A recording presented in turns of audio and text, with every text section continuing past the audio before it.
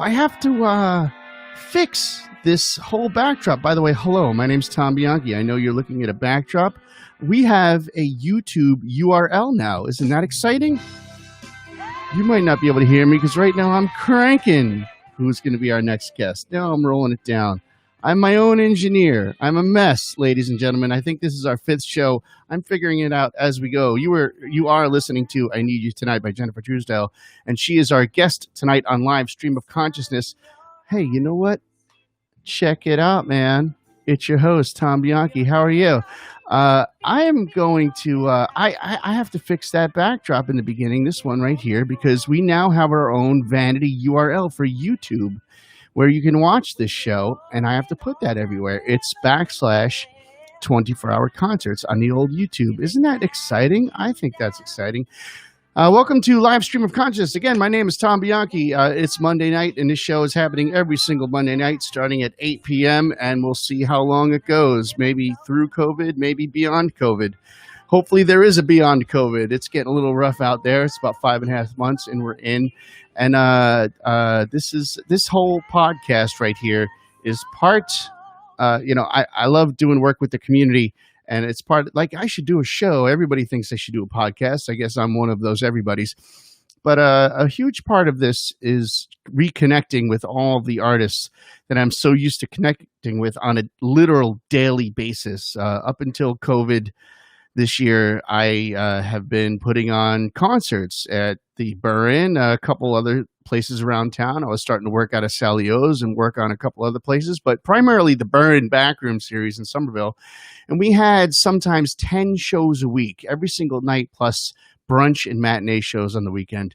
And I'm so used to talking to artists, and I don't do it anymore. Well, I would check in on the phone and we check in on the interwebs, but I needed something for myself to keep in touch with a multitude of artists. So Live Stream of Consciousness it is. We're going to hear a few songs from Jen probably today. We're going to hear lots of what she's up to. This is a conversation. We don't know where it's going to go.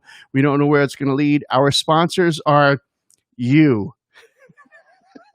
This is a free show. Listen, everybody, half the world is screwed right now. I'm fucked. I don't know. This is my job.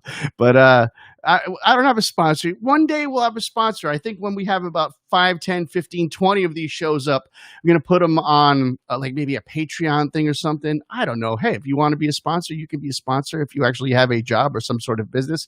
But all the donations are split between the hosts, which is me, and our artists. And of course, as with everything I'm doing these days, 10% is going to go to the Beth Israel's Special Nurses Fund. I had a special vacation there last week where in that ER ICU, they took care of me for 14 wonderful days. And there are amazing people doing amazing work there at Beth Israel. I can only imagine what they're going through with COVID. So, but I'm telling you, this is the truth. If you tune in a lot and you don't have the cash to tune in, that's okay. It's a free show, and that's that. I'm going to shut up. I'm going to get out of the way. And I'm going to bring on our guest today. Ladies and gentlemen, round of applause. Please put your hands together. Jennifer Truesdale. And I can hear you clapping, everybody. Oh, wait, no. There it is. Yay. I can hear me clapping. Woohoo. Hey, Tom. Hello, everybody. I'm so psyched to be here with you in virtual land. It's so cool. And I got to tell you, I've been doing live streams, and it's way more fun when there's another person like live with you. So doing this with you is so cool. I mean, the live streams are great, but it's even better when there's interaction, which is, I think, what we as musicians and performers, we miss that interaction so much. So you're talking about just going online and playing some songs for the camera. Exactly. That sort of thing. Yeah. That like Facebook Live or whatever. It's a strange world, isn't it? It's weird. It really, yeah. You finish your song and you're like, oh, thanks so much. It's like on radio, they train you not to have dead air, and it's all dead air. Even like when you're singing the song, it feels like it's dead air. It's so awesome. And, then, of course, you get the nice validation and the acknowledgments of people with their comments. But it's just such an odd thing to come to the end of your song. And it's like, okay, it's fun.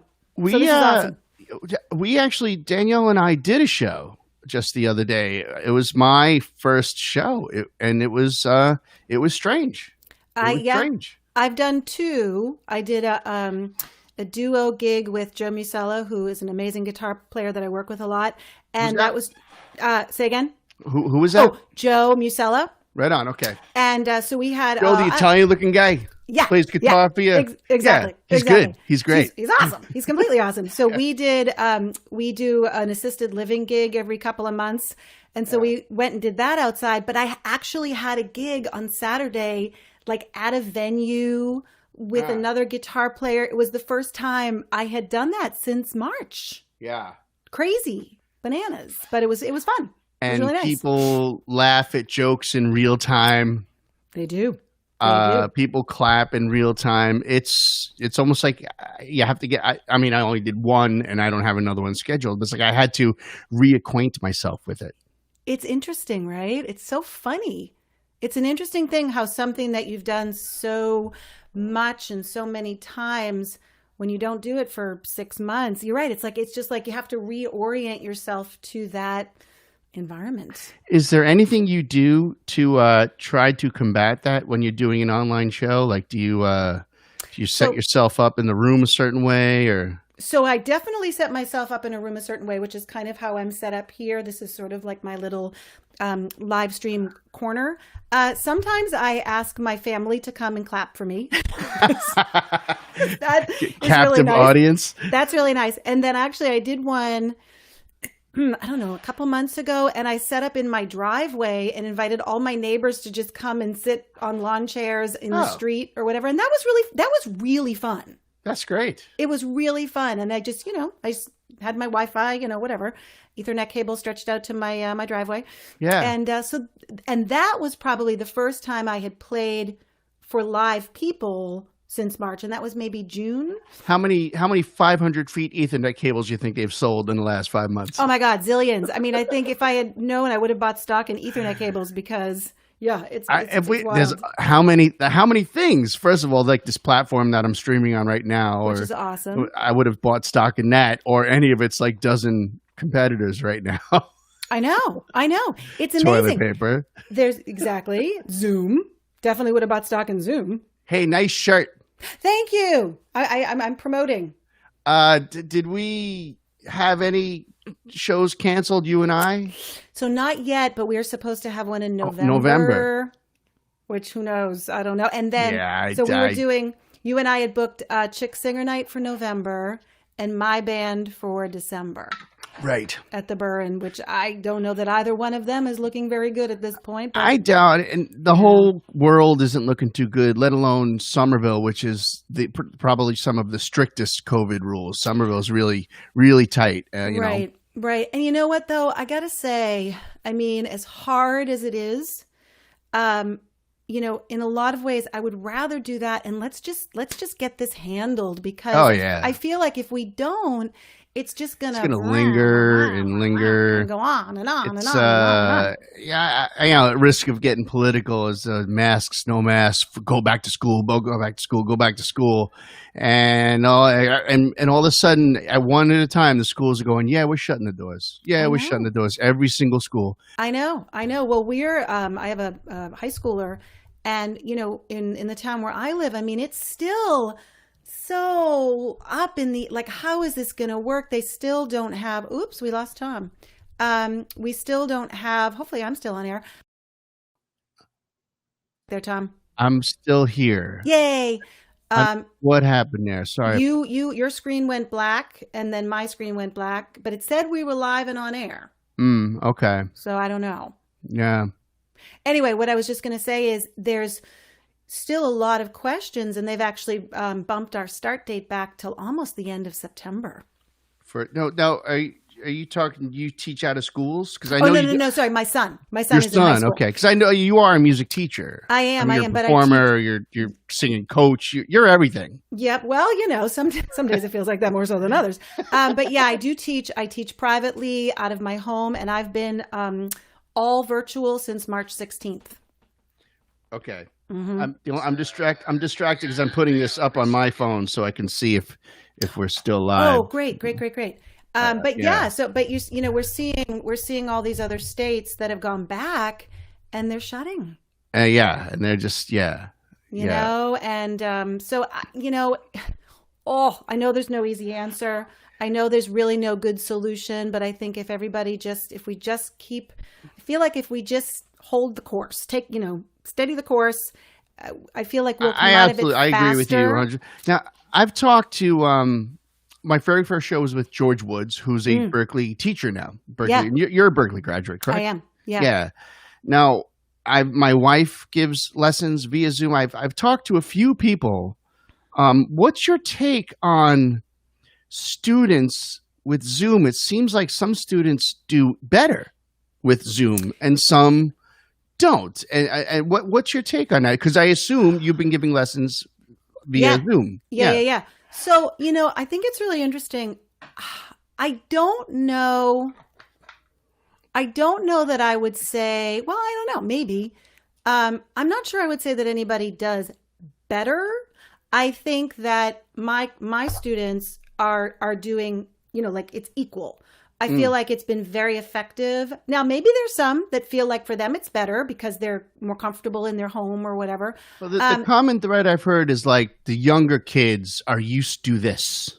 Well, they are. Although I will say, so I've not really run into a situation where somebody like it didn't work for them.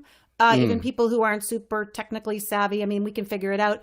I think the kids, they jumped on it. There was no sweat. Right. There was no. I do think because in addition to being a voice teacher and vocal coach for adults and teens, I do teach piano to little kids. Mm-hmm. And that's been great. I feel like can be a little trickier for the little ones because typically I would, just put their hands on the key, Okay, see, that's where that goes. So it's just a lot more verbal.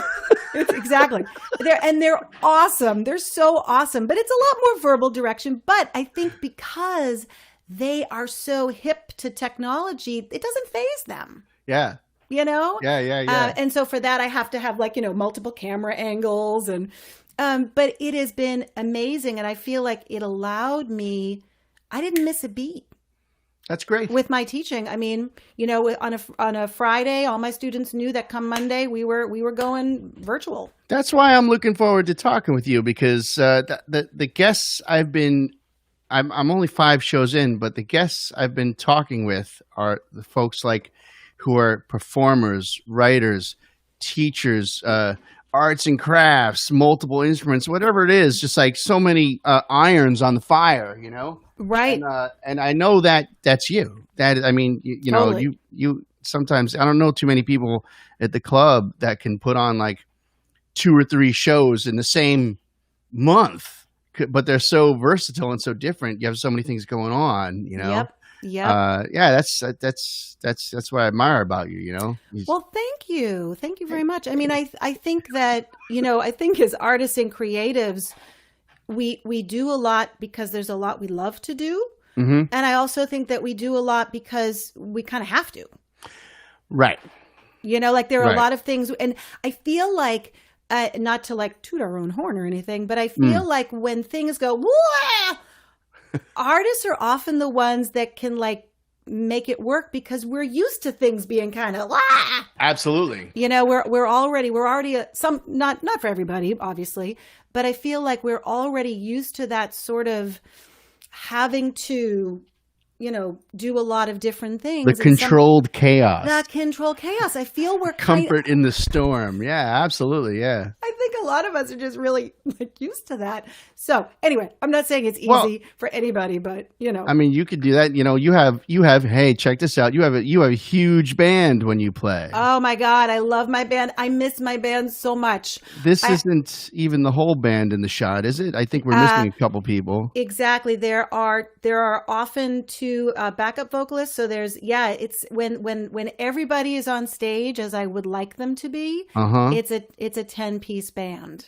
Yeah, that's rock and roll. I feel like I would love the 10-piece band to follow me around in my life because I gotta say, I mean, makes me the happiest when I can just sing with all of those amazing people, it just lights me up. It's awesome. It's awesome. Right. So horns and extra singers, The entourage, two keyboard players, and the guitars. I mean, I just want to take them everywhere.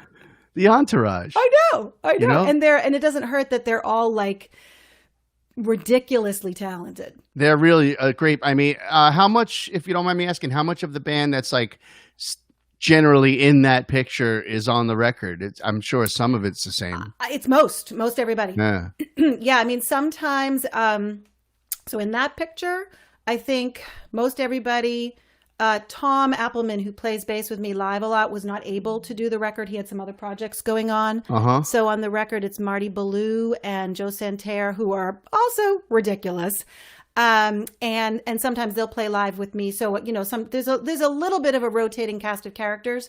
But they're, you know, it's the same usual suspects. And then Joe Musella is really steady. He's always on my gigs. Is that working? Is that working? That's working. I just realized I thought it was working, but we had this in the sound check.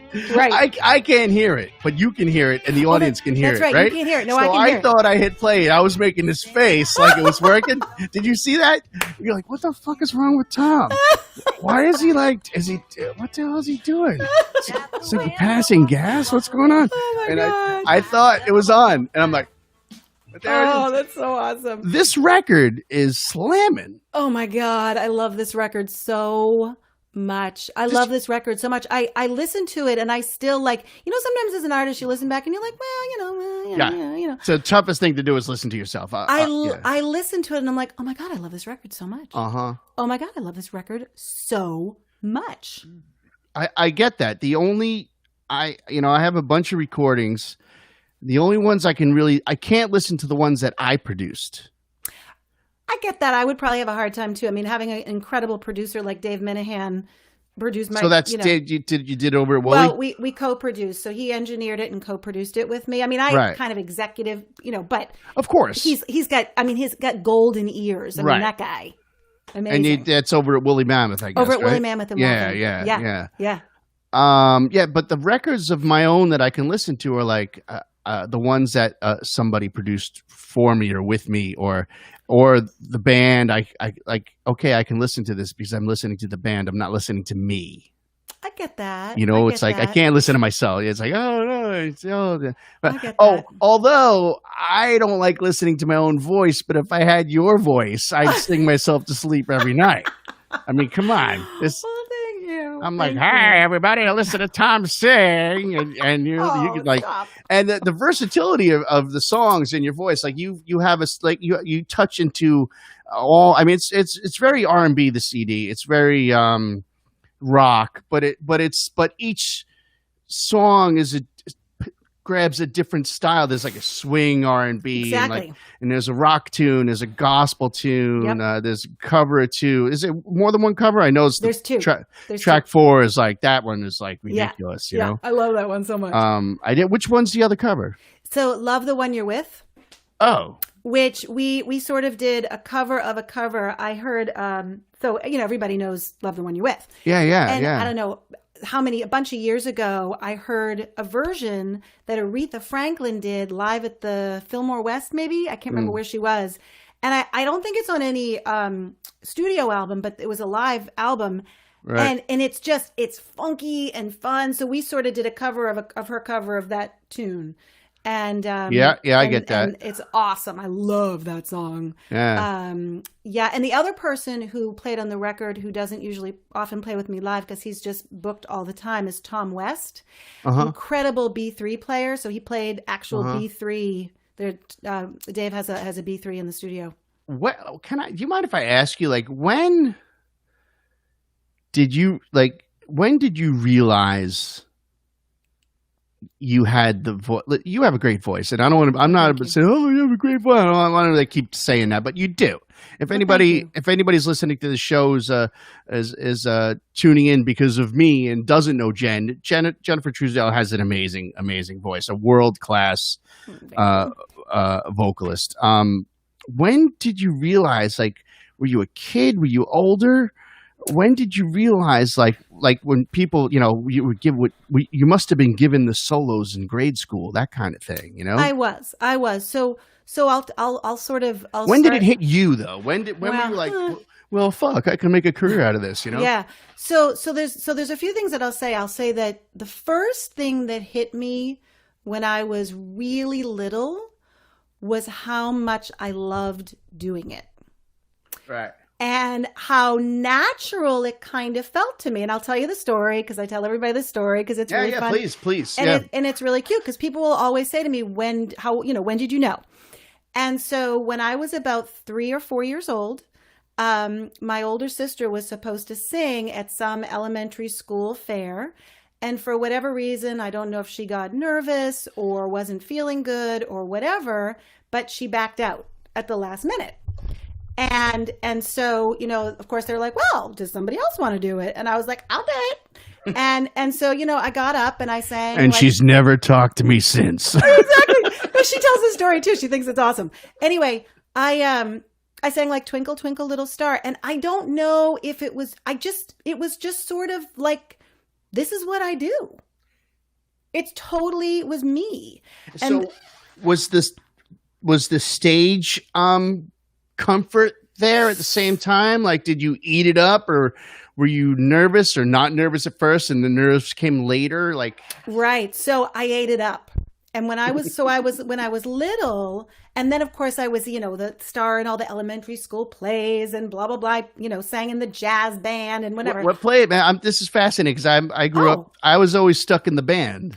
I was in third grade. I think it was third grade. I was Peter Pan. Hey, I was Peter Rabbit in the first grade. Nice. So I was Peter Pan. I was damn cute. And then, of course, so then I was playing piano and singing in the school musicals. And then I played trumpet for 4 years. Oh. Which was really fun. I was the only female in the entire middle school brass section. Great. Yep. I mean, not great, but great that you were in the brass section. I loved it. I loved it. I was like, and then, in high school, we had a pretty awesome jazz band. So I sang lead with the jazz band. So what I'll say about the nerves, when I was little, I really ate it up. I loved it. But, tween time is when the nerves came in and the self-questioning. And sure. Is that good? Am I good enough? And I feel like that's like a teenage thing. So, and then I felt like I had to work my way to get back to where I had been when I was little. Right. And, this is what I do. Of course it's going to be perfect, right? For me, that's when alcohol kicked in. For better or worse. For better or worse. So, and Yeah. I feel like, Oh, no, I'm sure. okay. Oh, did you lose me? It looks like she's frozen. Oh, no. Oh. Ah.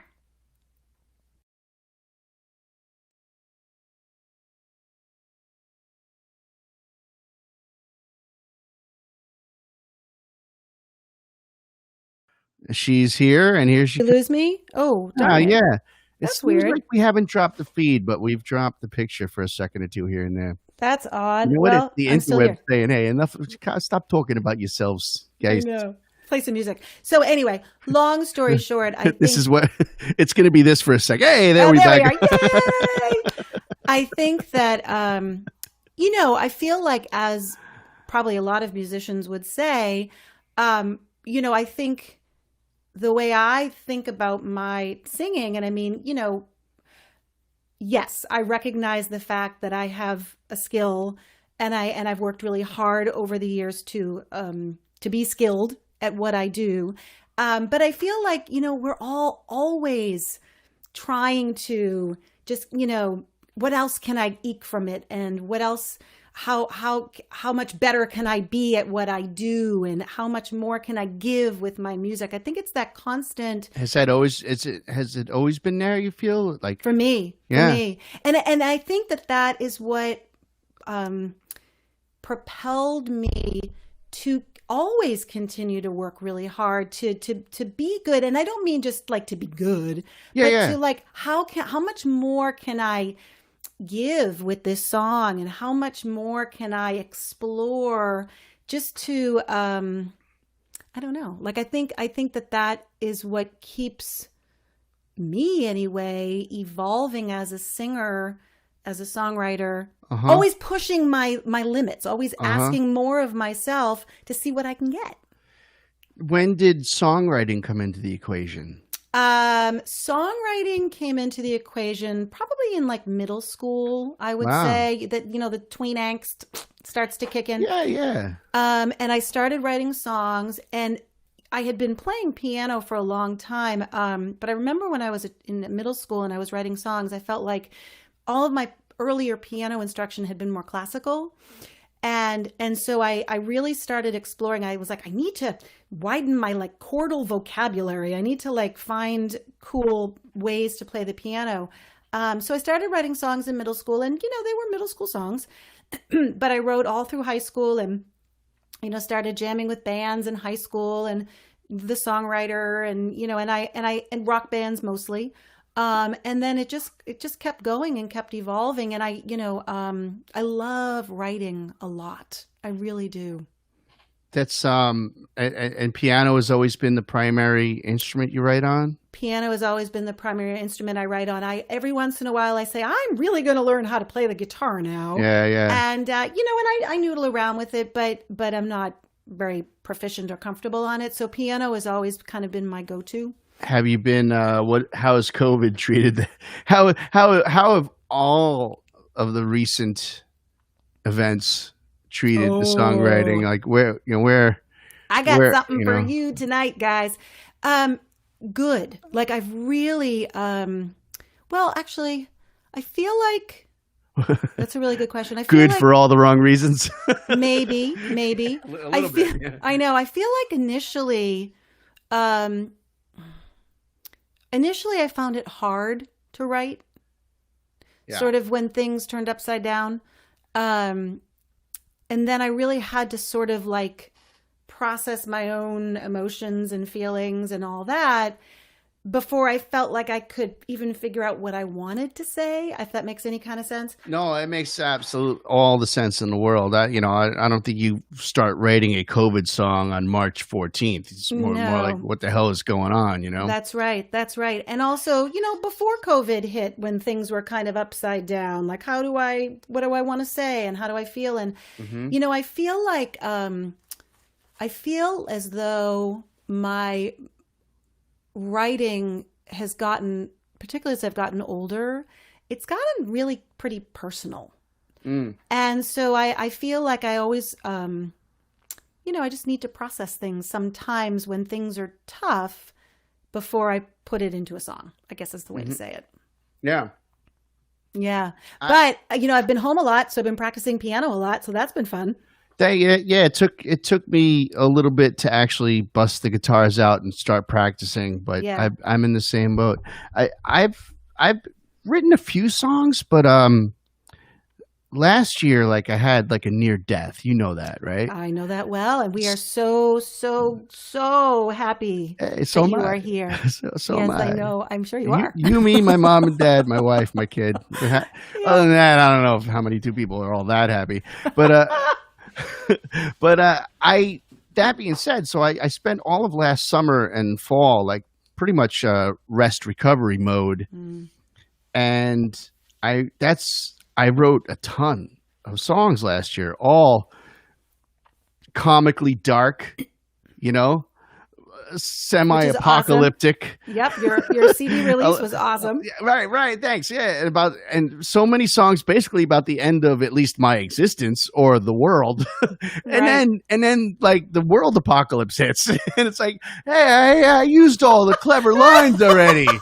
What the hell, Come on, Oh my God, it's crazy. Do you? It's crazy. I one more question before, because I would love to hear the song you're talking about. Sounds like you got something brand new for us. Is that right? I do. Oh, are we going to lead with that? Why not? Let's go. Well, no, but I have a question about a song that's on the record. When did you write "We Will Not Be Forgotten"? So I wrote. It's an interesting story because right now that's the theme song for everybody fighting the good fight. I'm telling you what. So I wrote it. I actually wrote it. I I started writing it probably about 3-4 years ago. Mm. When I first started writing it, I had like the feel, and I knew I wanted it to be largely a cappella with some percussion, and Mm-hmm. I knew I had most of the thematic ideas worked out, but it was topically kind of different. I was just thinking a lot about. I was thinking a lot about the world, and I was thinking a lot about the state of the world, and I was thinking about it from the perspective of my grandmother and all the women, and my mom and my aunts, and all the generations of women largely who had come before me and as you say, fought the good fight. Whether that meant raising, families during the Depression and having to fight that fight, or fighting for the vote, or fighting really working for forward progress. Mm-hmm.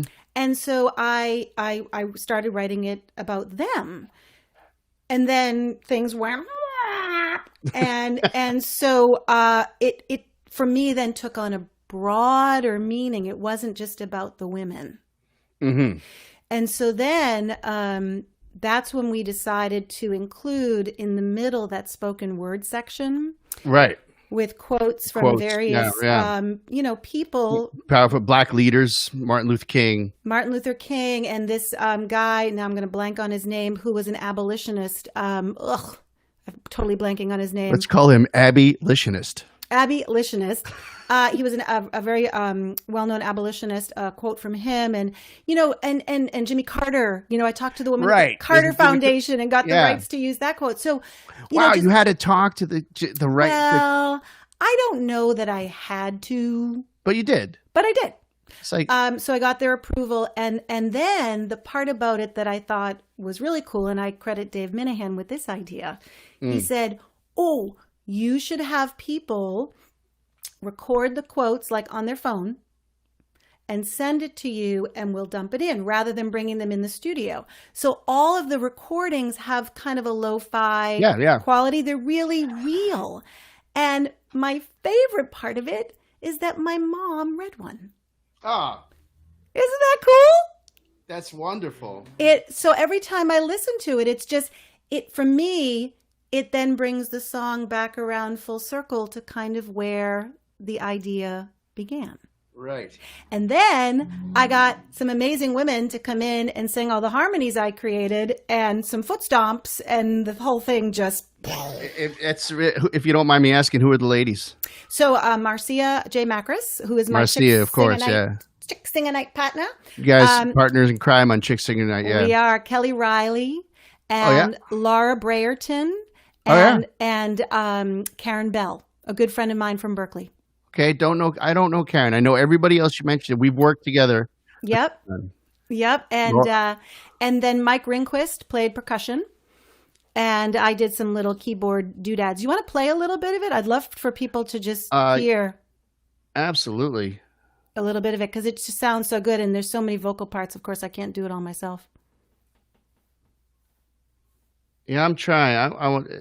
Again, I can't hear the thing. So yeah, it's not playing yet. And if it I know work, it's okay. Okay, here it comes. Is that it? That's it. I'm going to crank it for a second. We can still hear each other, but I think the music might be dominating. And again, unfortunately, I can't hear it. You can. I see lights going. Yeah, it's playing. Yeah. It's the first chorus. It sounds good. I'll keep my feet on the ground as I look to the sky. I will not be forgotten. Oh yeah, there we are. There's the band. There's the band. Our virtual together apart stuff. Yeah, so I've been listening to it. I listened to it all day yesterday. My wife and I were driving, and I've listened to it all week with headphones on. And my wife and I listened to it in the car yesterday. It was our theme for the day. Oh, it's what a great record. Yeah, this song. Yeah. Thank you. Well, thanks. I mean, and I really, we worked hard on it. I really just had such amazing people play on it. You know, Dave Minahan is amazing. And, you know, we co-produced it, and I felt like he just, you know, followed my vision and, you know, and then, you know, interspersed his ideas so amazingly. I mean, it really was just, I said to him, I'm going to go through withdrawals because I'm not in the studio working on a record. I need to do another one. Yeah. It's like, to me, that if I could do that like all day, every day, I would be. So the CD release show sure had that energy, you know? Oh my God. It was so much fun. It was such a great night. So what you got for us? Night. You got something new for us? You want me to play a new song? Yeah, why not? I don't know. It seems like a good time to Let's do something new. What the heck? So I always feel so vulnerable playing. I mean, I've literally played this for a handful of friends, and that's it. And so I just kind of want to like preface it with a couple of things. I mean, on the one hand, I feel like as a songwriter, I vacillate back and forth between sassy, bluesy, and then really introspective. And I was in a super introspective mood when I wrote this song. And I feel like with so much that's going on in the world and in our country and in our lives, I always wonder, what can I say that will have value? How can I add to the conversation and give something that has value and will support the people who need my support? Yeah, in this world where so many are adding so much, lots of it unnecessary. I know.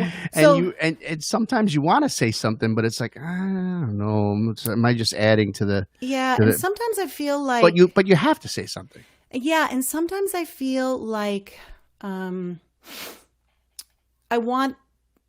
sometimes the simplest thing is the best thing to say. And for me, sometimes the only thing I can say is I love you and I'm here and I hear you and that. So that was the impetus for this song. Oh no, we got the Frozen thing right. Oh man.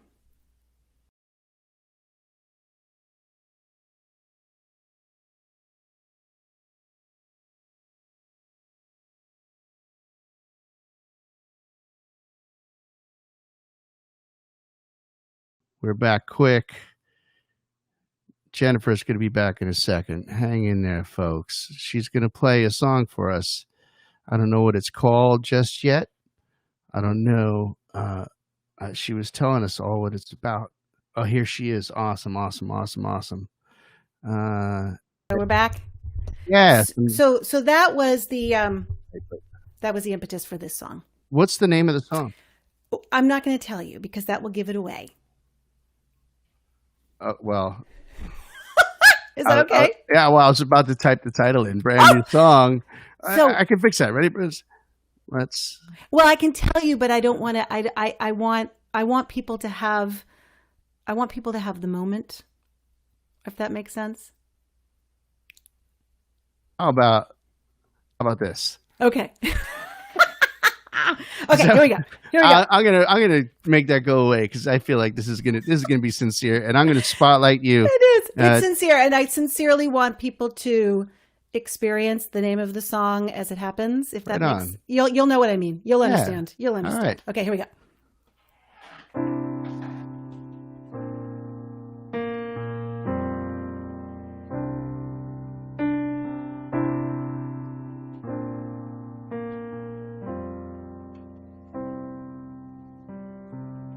I see you standing there. I hear your voice. You didn't want to scream, but they didn't give you a choice. All you ever wanted was to be heard. Now I see you standing there.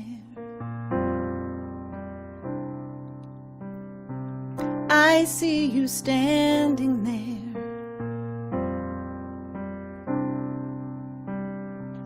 and you matter. Oh, you matter. Well, he was only 6 years old when the world started to burn, and she tried to hold him close when there was nowhere left to run. All they ever wanted was a place to call their home. Now I see you standing there.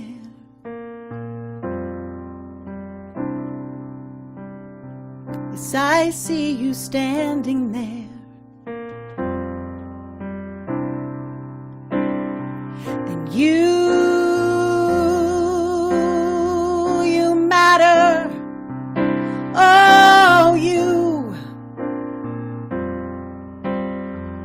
matter. And in the darkest night, I can feel your light, and it's shining so bright. I see you standing there.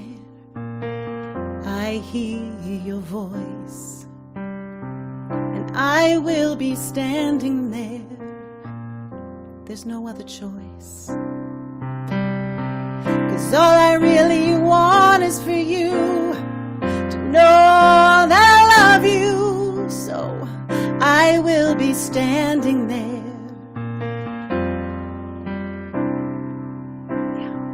I will be standing there.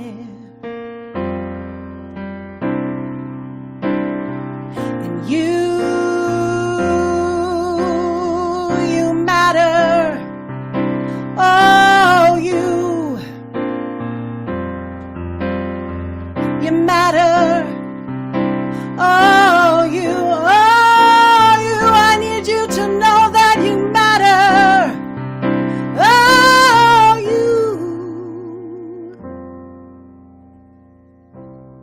you matter.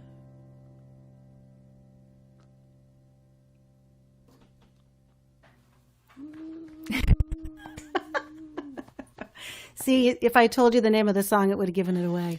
Would have given it away. Yeah. So that's been how I've been feeling. Yeah. Yeah.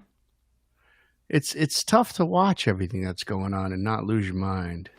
It's hard. It's hard. And that's yeah. for us. And we're not, I mean. Exactly. And as I was saying, it's hard. You know what I'm saying, you know? I do. And so, yeah. So, and it's hard to feel like, what do I say? What do I do? How do I? And so that's, that's my feeling on it. Couple years ago, when the Black Lives Matter was first named as a movement of such, someone asked me to do a show at Passim with them, and I all my heart and energy goes out to fighting that fight, but at the same time, I didn't know, like we were saying earlier, is this what I am supposed to do? Or do I just stay the fuck out of the way right now? Like what? Like I don't know that we know. I don't know. Yeah, I don't know. I don't know. Yeah, I don't know. But I feel like my glasses are all like. I feel like I feel, but I do feel like honesty and sincerity and authenticity, which in the song comes across, in the song that we were talking about on the record, it comes across. That is what it is, Yeah, and I think that anytime we are acting from a place of authenticity and compassion and love for our fellow human beings, compassion, empathy, specifically first. Right. You I know? think that even when we screw up and say the wrong thing or whatever, I feel like when we're coming from that place of genuine caring and compassion and love, even when we screw up and say the wrong thing, it's okay. It's okay. Well, It's that's okay. what I wonder sometimes, how much think. of these arguments is like, listen, I'm 50 years old and I grew up in white suburban Long Island. And my neighbor was furious when the black family moved in across the street from us. You could hear him screaming, I don't want that living across the street from me. You could hear my family, thank goodness, my mom and dad screwed my head on pretty straight. But at the same time, you're still, influenced by the kids around you. I was a kid. Sure. And thinking back to things I've said over the years leading up to my adulthood, I was wrong a lot. Some of the things I said when I was 18, like that joke wasn't funny back then, but I used to think it was funny. I have grown. The ability to admit that and move on is what I wonder. Is it like some of this backlash to, say, a Black Lives Matter movement or the Me Too movement? Mm-hmm. It's like, oh, I don't have to worry about being PC. It's like, well, is it just like this defense of this way you were brought up and the inability to say, like, I was fucking wrong? Like I've remember telling or being told the joke, whatever it is, and being like, ha, ha, ha, and repeating it at the age of 15, 18, 20, even later than that. Like even recently, like I made the statement, and I made the statement to a lesbian couple.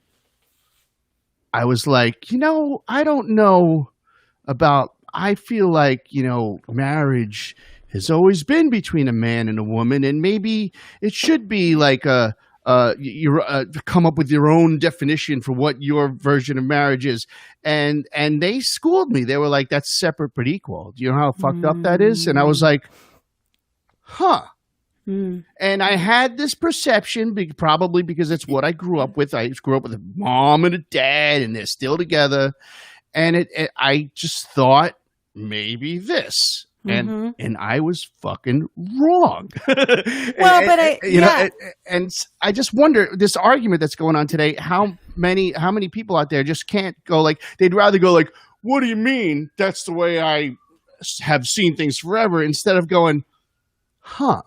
Yeah, and I think that like I was saying, if you come from a place of, I think you have to try to come from a place of compassion and ask yourself, is that, like you say, is that a flawed way of thinking? Right. And if so, how could I change it? And it's one thing that I always comes back to me, no matter what it is just because something always has been doesn't mean it was right. Right. Right? Because a lot of things have been that were not right. The Me Too movement, and just societal things.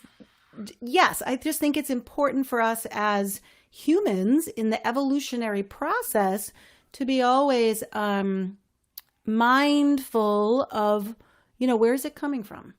Yeah. And how can I be loving and caring and compassionate and try to be understanding, even if sometimes I don't fully understand it. Like, okay, let me think about that. Jennifer, you have kids, or you have? I have one. You have one, a boy or a girl? He's a boy. He's a boy. Right. Yep. How old, if you don't mind me asking? 15. And what influence has that had on how you see things? Like, I have a son who's 18, and he has told me I'm wrong about a lot of things. Yeah, I think and he's not afraid to do it either. Which is good. That's kind of his job. Right. You know what? It's interesting you asked that question, and I'm not really sure I've ever asked myself that question, like how has it changed but I am less not that I ever really put up with the bullshit, but I put up with it even less. Like, Yeah. if because I want to leave this world better for the next generation. And I think being a mom has really, I mean, I think I always did, but I think that being a mom, it's like I have a vested interest in it now. Mm-hmm. And I just, it's like, nope, we can't let that stand. That's not okay. And it can't be okay. And we can't stop.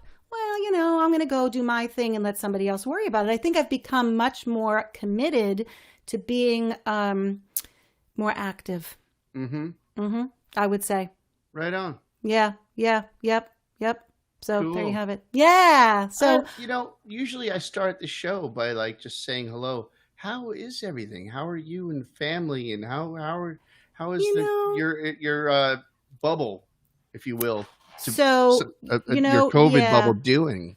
So my bubble's really lucky. My bubble's super lucky. I feel incredibly fortunate. We're all healthy. Number one, first and foremost, we're all healthy.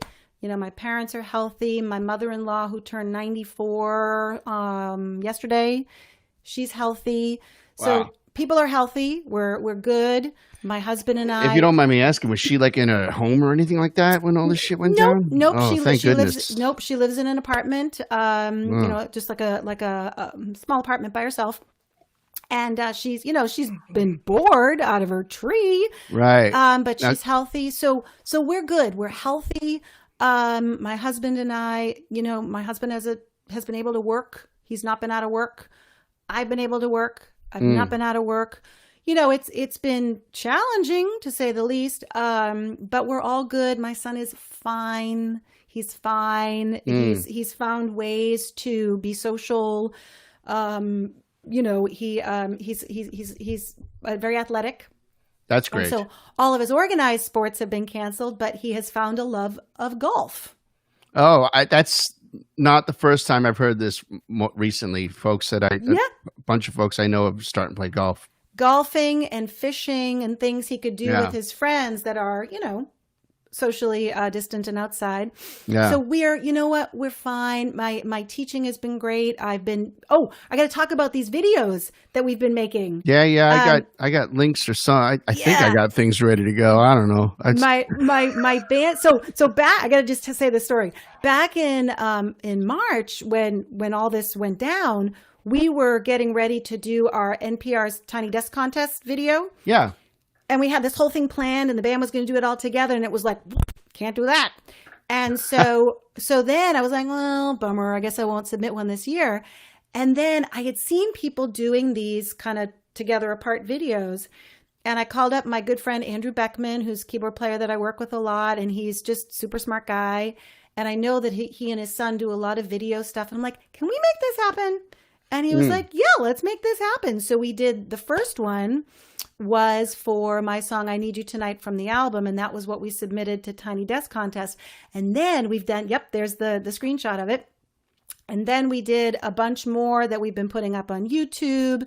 We even started a new band called Vinyl Live Jams, and they've got their own YouTube channel. And so we've been doing a lot of that stuff, which has been so much fun. I have a bunch of Vinyl Live Jam stuff here ready to go. What do you want me to queue up? So if you're going to play one of those, play the Boston tune, and maybe you got to go a little further in because it's is that the Foreplay long time cover Vinyl Jams? Yep. Yeah, I can do this. Kind of go in because it's the Foreplay's the instrumental thing, which is cool, but we'll be here a while. Oh, do you want me to? Okay, so I'll go in. Let's see. I don't know. I'm going to go in 3 minutes. How about that? Sure. Sure. We'll see how that works. All right. This is a brand new to me in this new world. Every time I log on to this platform, they have some new stuff. And I'm like, oh, what's that? And I have to learn how to do it. I don't know what I'm doing yet. I'm still figuring out. We don't even have a kitchen. You see the ladder in my background? That ladder gets used every freaking day.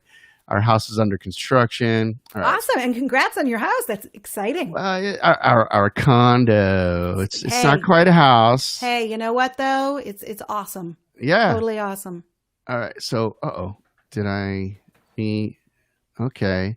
So It's there, but we're still here. I haven't hit play yet, Okay. and I'm gonna hit play, and let's see if this works. And let's listen to some of this. Jennifer, tell me if you can hear it. Yeah, I can hear it. It's been such a long time. Oh, what timing! That's the perfect timing. That was on bass right there. Joe Santerre. Wait for me. It keeps on rolling. Sail on. This is awesome. On a distant highway. Yeah. I gotta keep on chasing. You have such a good voice. It's not even fair. Wish there was something I could say. Yay! Hey, it's Italian Joe. That's right. Well, I'm taking my time, I'm just moving along.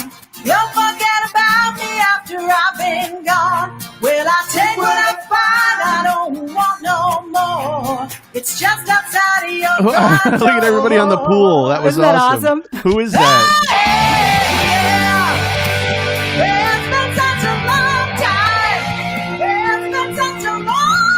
So I'm curious, is it getting quieter for you right now? It is. So this is the YouTube volume. So this actually works. Hey, the internet is getting so smart.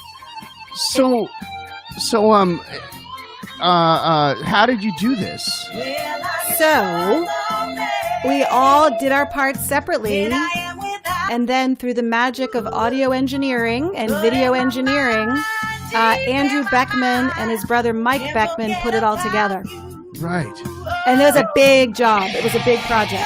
And then you made video. Or did you take video while you were doing it? So what you do is, because I've done a bunch of these, you record your video and then a clean audio track at the same time. Right. Okay. And then they merge them together. Right. So they're actually merging real-time things. Yep. Freaking brilliant. Rather than trying to lip sync, which I'm terrible at. Hey, Italian Joe playing the guitar. How you doing? And that's Joe's family. Hey, Joe. On the pool? Cousins. Yeah. It's Joe and his family around the pool, clapping along and stuff. Joe's gonna hate me. Look at this. This is great, man. This in Boston. So Danielle and I, for COVID, even before COVID, one of our favorite things to do is I'm gonna see if I can lower this just enough so. Yeah. It's kind of. There we go. One of our favorite things to do has been take motorcycle rides, especially through COVID, because you're not, so.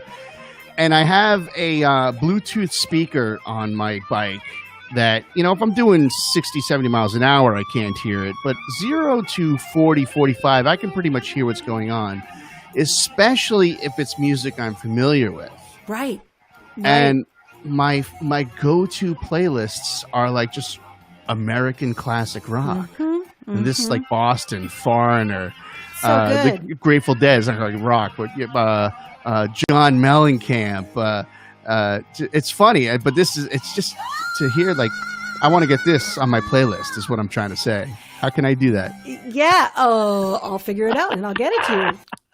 So, and it's funny because, I definitely morphed into, I love blues and I love jazz and I love soul and I love R&B and I, sing a lot of those kinds of genres and I infuse those genres into all my songs. But I started out as a rock and roll singer. I mean, that's where I came from. I was a rocker kid. And so coming back and singing these songs, it's just, so awesome. There you go. Yep. That's my rock star photo. This is a rare photo from when I was in Jennifer Truesdale's band for one show, and that's her hand being like, "Tom, stop playing." Tom, that was a super fun show down at the old Condon. Stop playing, Tom. Oh, it's this way. The Condon Shell. Oh yeah. There you are. Stop playing, Tom. In Medford on Mystic Valley Parkway, there's this really cool hat shell. Oh, I know it. I know it well. And they just painted it, but it had this really cool, colorful mural. And so we played there last summer, and it was just, the photo was, I took I was taking video on my iPad, and it was a still of the video on my iPad, and it just was, the backdrop was so cool. That's what that picture is? Yeah. Let's see it again. That's great. Yeah, it was fun. Now, you said you were going to send me some like 80s pictures you were rocking out. I don't think I know. Well, we got right to the wire and we had tech difficulties earlier. That's all right. You know what? I'll post them in the comments on Facebook after the fact. Sounds good. I was good. looking for photos to send you, and I came upon some old most embarrassing band name. Most embarrassing band name. Who do you think you're talking to, Tom? I've never done anything embarrassing in my life. Oh, I've done lots of embarrassing things.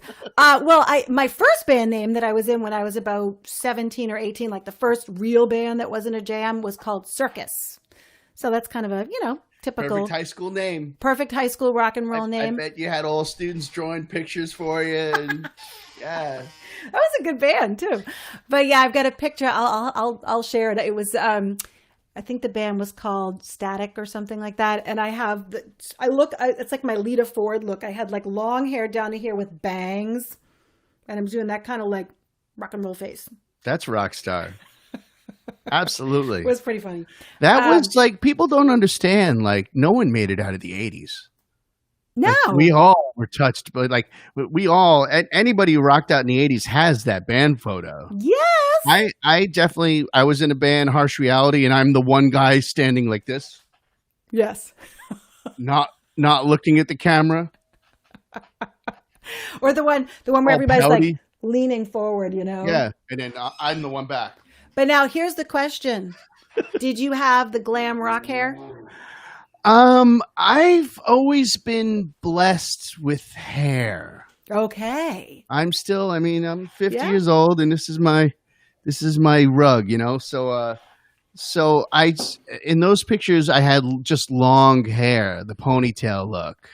Cool. A little bit. I was spared the heavy metal. I was when all the world, I was into metal. But when all the world was really into metal, I was going through my like jazz fusion, really lame jazz, real like Pat Metheny. Like I say this begrudgingly.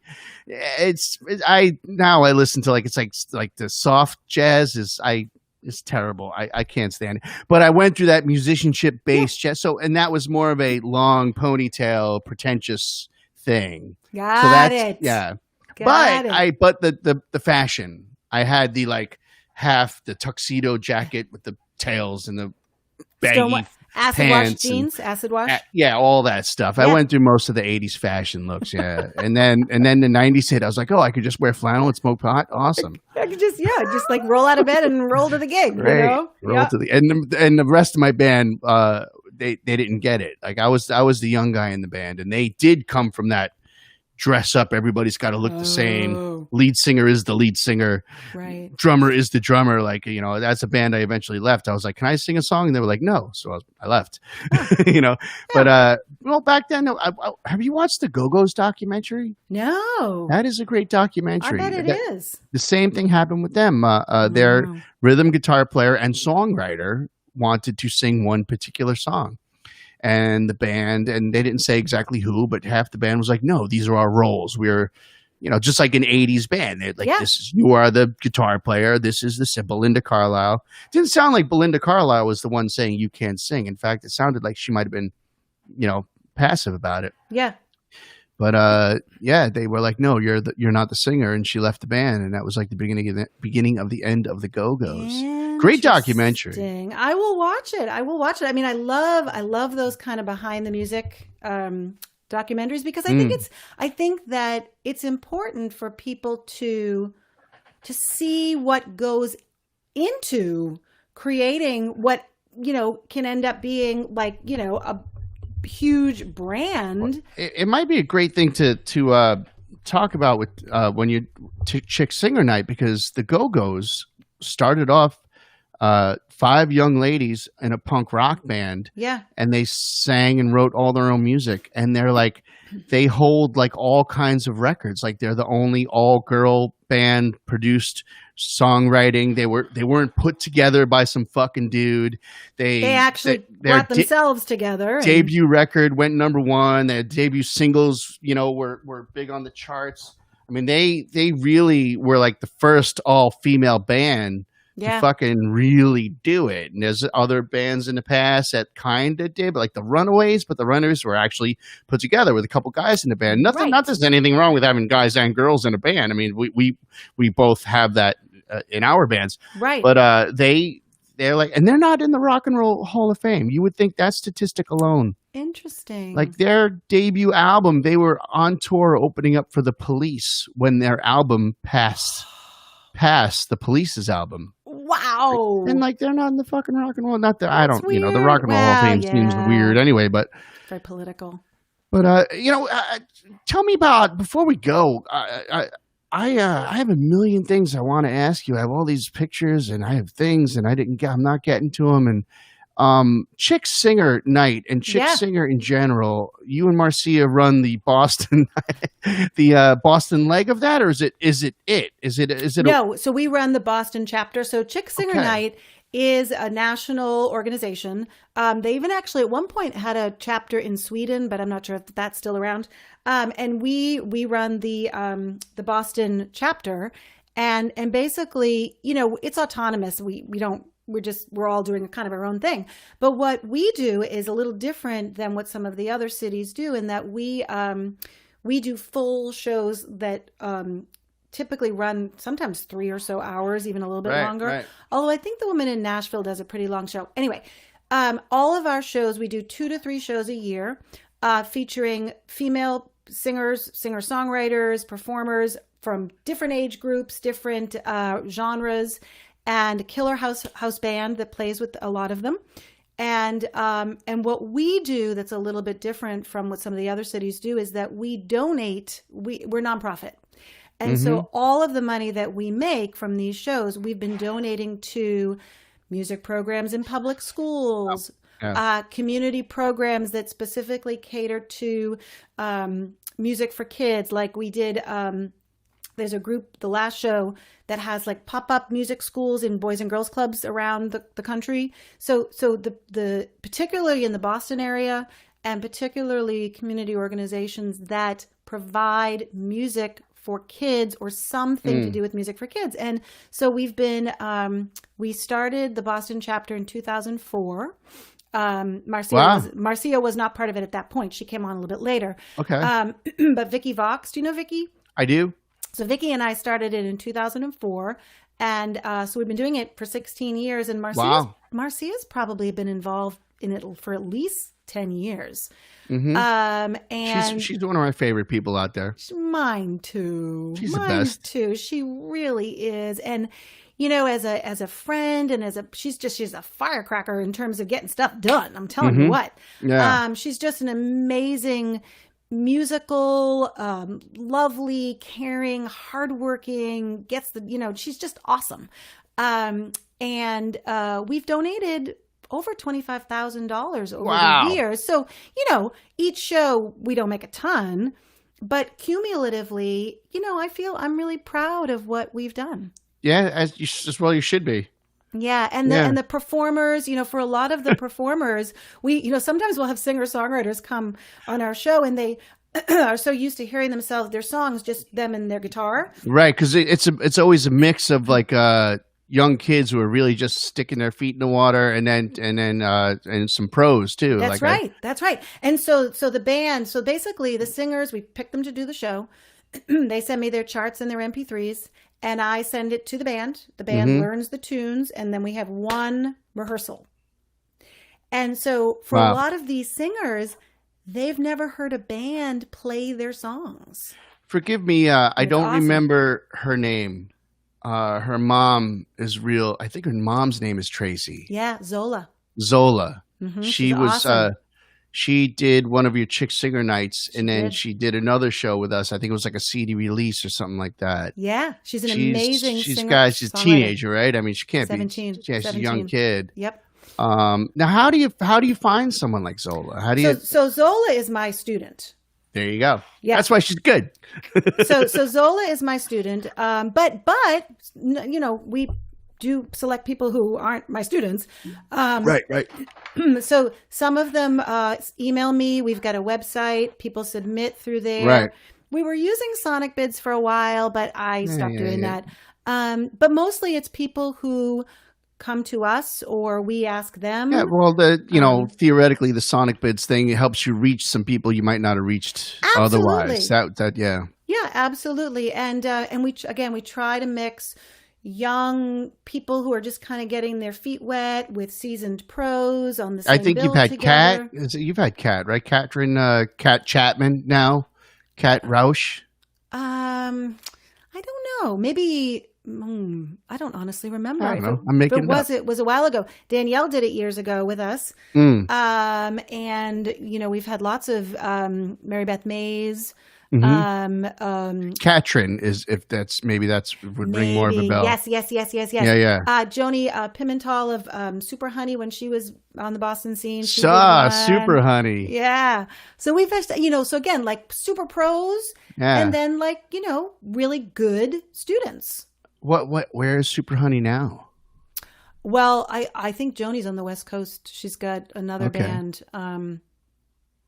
No Small Children, I think is the name of that band. I think her band before Super Honey was Flunky. Okay. Do you remember that? No. Going that far? But that was one of the first bands I saw in Boston in the 90s. Cool. I moved here in 96 and I was like, oh my God, such a great music scene. Are you a native New Englander? I am. Where are you from, if you don't mind me asking? Arlington. Really? Yep. Ah, cool. Yep. So, the music scene in Boston has always just been so rich with so many different, kinds of music and different. Did you see the most recent? It was a Boston Globe article about the Boston music scene. They touched on, the car. Elliot Easton was interviewed. They touched on the Cars, the Pixies, and then they touched on BCN. You know what? I saw that article, but I haven't read it yet. Yeah, it's interesting. And then they got into some more current artists, Ruby Rose Fox, and then Cliff Notes about what's going on recently. It's the music industry and business. It's such a strange thing. I guess what is the history of the music business? Is it just basically the 19th century to now?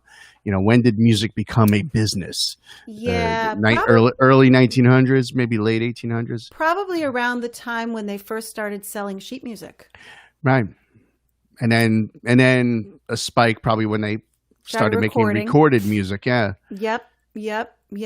But there's no record companies that invest in bands anymore. It's just no.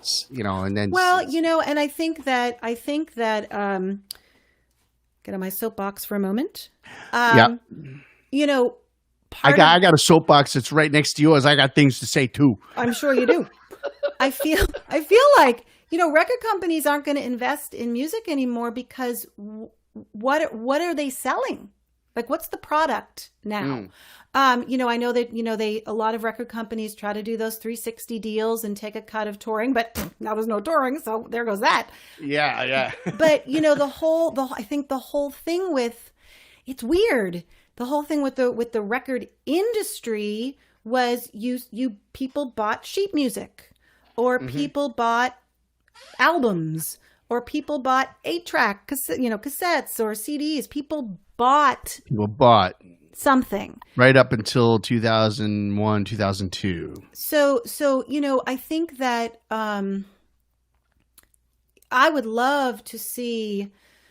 I mean, the streaming and all of that. You can't get away from it. The horse is out of the barn. But I feel like if consumers really knew how little the songwriters and the musicians get from streaming, that they would, and if there were a product that they could buy I don't know. I just feel like they would. Oh, it's fascinating. It's so hard to listen. I've been listening to your record on iTunes, so I guess Right. I'm guilty too. Well, but did you buy it on iTunes? No, I've just been streaming Oh, it. yeah. Well, but Exactly. so there you go. I mean, I'm on Spotify. I mean, you probably gave me one back in November, but probably. And I mean, I certainly don't begrudge people. I listen on Spotify all the time. right. That's kind of my point. It's like what's so so musicians have taken. So now the one thing you can't sell is the live person. The only way to sell that is the live person that's to show up. And so Right. concert tickets have gotten more expensive and bands are making money that way, and merch ain't Right. what it was, and t-shirts have become more important to a band than actually selling their music at a show. It's interesting. Right. Well, It's really hard and interesting. what was fascinating, because we were talking about like 80s and then 90s, and like Boston had this amazing rock scene in Yeah. the Cars probably being the pinnacle. Mhm. Bill Janovitz, who's played the Burn a ton, Buffalo Tom, and Right. just recently, crushes my heart, but Tanya Donnelly signed up to do a bunch of shows at the Burn I just saw. before COVID hit. I mean, Right. this is, and Greg Hawkes of the Cars has been on our stage multiple amount of times. I had Greg on our stage before there was even a Burn Backroom series. It was a Pass the Hat gig. Oh my And Greg was doing his gosh. first gigs on ukulele. Greg Hawkes being the keyboard player for the Cars. Yeah. Anyway, I'm getting away from my point. It was the Boston scene, and I think it might have been Elliot Easton in this conversation. He was saying that record companies used to, go to towns and sign every band that sounded like they were just looking for the next big. Oh no, it was actually Bill Janovitz was making this point. Bill Okay. Janovitz was making this point. Back in and that's now we're getting into the 90s with Bill and Buffalo Tom, or early 90s. They would go and they'd like look for the next Buffalo Tom, the next big band, the next big thing. And what it struck me, I don't think the article actually covered this, but what struck me that what the internet has done was, there used to be the Boston scene and the Seattle scene that was all grunge, and the Southern California punk scene, and REM coming out of Athens, Georgia, and every town, there was no internet, so you couldn't hear these bands immediately. So the town would develop a whole core of this That's right. similar sound, Right. and then Seattle sounded like this, and Boston sounded like this, and New York had that blues traveler, Spin Doctors, hippie jam thing going on, and like with all the festivals in upstate New York, and every town had its sound. G Love had this Philadelphia hybrid R&B thing going on, and that's gone. I know. That's just Right. gone. Which gives, to round out the point, we were talking about record companies signing people. Why does a record company? They don't need to go to Cairo, Illinois, because there's a scene blowing up out of there. I just picked a really random town in the middle of the fucking country. But they don't need to go there and sign up the 3 big bands from there just in case one of them hits, because Right. it's all immediate. There's no city that sounds like anything anymore.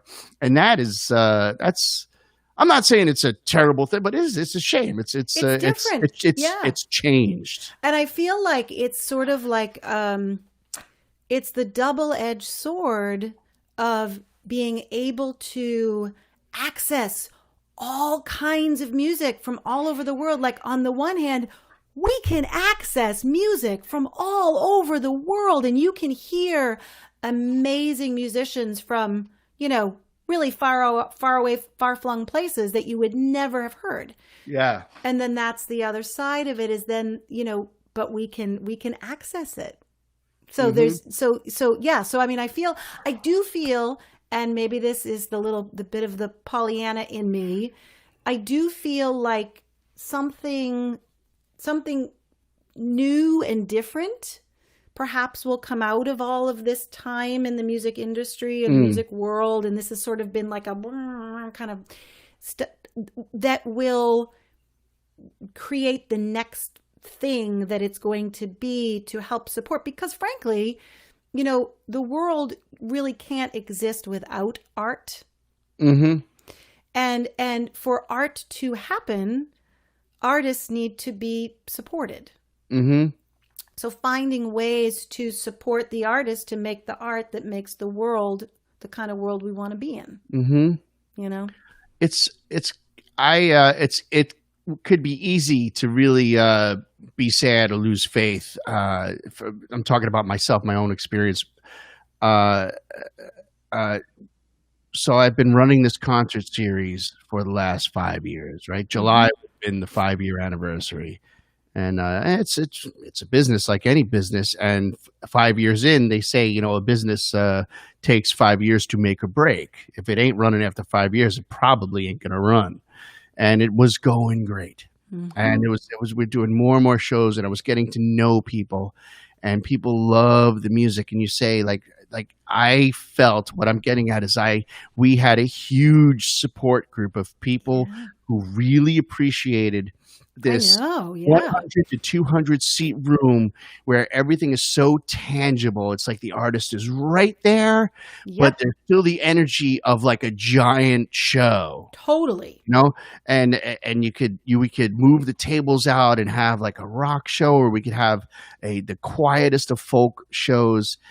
And COVID hit, and like when I first started to go online and do these types of things, and I had, there was no such thing as being like, "Hey, everybody," and having all these bells and whistles.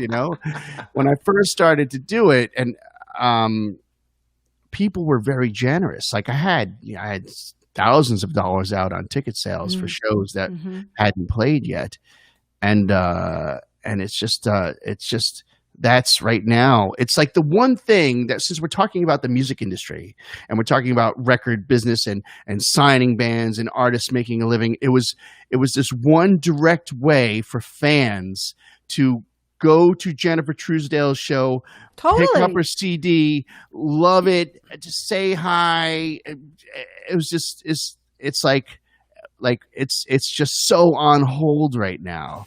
And what people were really generous when COVID hit, and a lot of people were just like, keep the ticket, or maybe it'll play next year. I don't give a shit. People donated because I took care of my sound engineers for March and April. I paid them out of donations because now it's like money trickles in every time I do a show, and I'm very grateful for it. But it's nothing big. It's basically a little bit of cash to keep everybody going. But like in the beginning, folks were very generous because it was just like, oh my God, Right.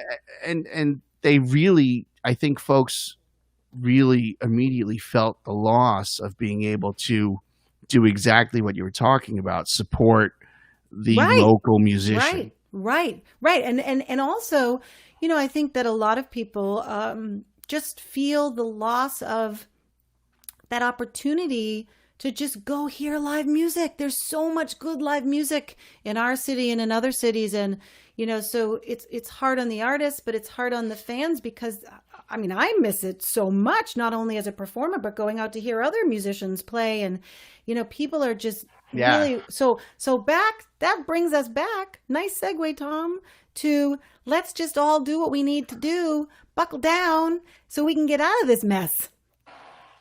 That was a really good segue there, Tom. Nicely done. Danielle and I, we did a show out at Binky and Jerry's house out in, they do this house concert series. Danielle was one of the first, she might've been the first one to ever do their house concerts like 7 years ago.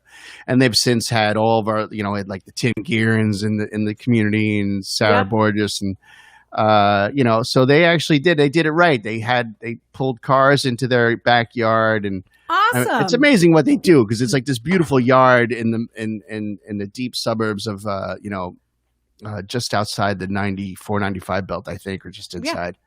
And you wouldn't imagine telling 50 people to park their cars on a lawn. They're like, yeah, fuck it, they don't care. They're so hardcore. And we did this show. It was wonderful. Yeah. But it was so strange. But what we did was we came out, because everybody has the mask on and everybody's in circles 10, 20 feet apart from each other. And we're about 10, 20 feet from the audience. And we came out. So we came out from where there were people to hit the stage. And we came out and we went, hey, everybody. And Danielle would go, and I went, and we go, ha, ha, ha, ha. You gotta have a sense in of the humor. face of all this ridiculousness. Gotta have a sense of humor. But, we'll get through it, and there will be live music again. And, Yeah. and it'll all be good. I get real, nobody wants to, well, I shouldn't say nobody because there's plenty of people out there, but nobody wants to be that person who's like, put the mask on. Because, it's like, even if that's how you feel. Right. But nobody should have to. And nobody should have to. Frankly. I've taken to telling people if they get close enough to me where I feel like, what are you doing? Yeah. I just look them right in the eye and be like, hey man, I could tell you exactly what it's like to be on a ventilator. Exactly. It's so because I can. Because you can. It's interesting. I have not really had I've not had anybody get close to me who wasn't wearing. Even people wearing masks haven't gotten close. You know what I mean? My experience has been really good. Like just people out doing what they need to do. Are you in Arlington now? Yeah. If you don't mind me asking, Arlington, Somerville. I think these towns have been great. That their numbers show it. Yeah, exactly. We actually Arlington. We were in because the state map is like red is bad. Yep. I look at it every day. Yellow, green, white, and we had been green, and we just flipped to white, which is under 5. Wow. I think. Yeah, that's great. Yeah. The map of Massachusetts looks really good. I mean, you're kind of in a hot spot, so be careful where you are. No, we in the town of Everett, we are absolutely in a hot spot. We are very aware of that. But it's it looks like a very small, contained hot spot that I'm sure, because it's closely contained, will get handled probably pretty quickly. I hope so. The thing is, Everett, there's a lot of families who live here. There's a lot of households that have like mom, dad, 4 or 5 kids, a sister, grandparents, and it's like, how do you? And everybody's working, everybody's living their lives. It's like, I don't feel like there's malice in Everett. No, absolutely not. But not. Hey, some towns there are. I mean, there's malice in Georgia. Wow. They're like choosing to freaking spread the fucking disease. I got a friend, one of my very best friends, traveling for work since day one. He's on planes with 3 people in March over and over, renting cars, on planes, going all around the country, working, driving, miserable because he has to do it, masked up, worried, quarantining. And how does he get exposed? He didn't catch COVID, but he had to quarantine himself until he got tested and some time passed. How does he get exposed? He was on a job site in Georgia where a bunch of guys didn't care. And and it's their site, so it's not like he can really say anything. So he's got his mask on, and then all of a sudden he's flying home, and the guy sends him a text. Hey, by the way, I was partying with my buddy last weekend, and he's positive, so you should quarantine yourself. And it's like, oh man, that's awful. That's but terrible. I don't think like Everett. I don't think this town is coming from a place of malice. I think it's just a lot of folks in a very congested area, a lot of multifamily homes. Right, and also, the numbers are probably coming down. It's just that they haven't come down far enough, right? So I think that even though it's still considered a hot spot, I'm sure that it will just keep coming down and keep coming down and keep coming down, because I think everybody's doing what they need to do. It's just when it's a hot spot, it just takes longer for it to come down, I guess basically is my point. Yeah. Well, they've been doing pre-testing. Yeah. My wife got it done the other day, and my son got it done today, and he said some very inappropriate things about what they did to his nose. I won't repeat them. Yeah, it's unpleasant. We got tested so we could go to Maine, and it's unpleasant, but it's a quick moment or two of unpleasantness, and then it's over. You know what I mean? And then you can be around people that you care about. I mean, we still wore masks, but you know that you can be around people that you care about and be doing the right thing. Right. Yeah. Right. Yeah. Cool. Do you have any shows scheduled? Do you have any online things, live things, anything? So I have, actually I do. I have another live outdoor show in, Holden, Massachusetts. At the Specialty Bar and Grill. It's a duo show with Joe Musella, and that's on August 29th. Italian Joe. Yeah, he's so great. Love him. I think, I don't know exactly what time, maybe 7, 6, 7, but I'll post it. So that's in Holden. And then, yeah, beyond that, I don't got a whole lot going on. I'm going to do some more live stream stuff. We're doing a couple more videos, the Together Apart videos. These videos are really cool. They're so cool. They're so cool. They're so fun. I really hope people will go check them out on my YouTube channel. They took a lot of work to put together, and they came out really awesome. Well, hold on. Me, face distracted, make noise. What's going on? I'm not sure. Whoa, can you hear that? Yes, it's a little loud. It's loud.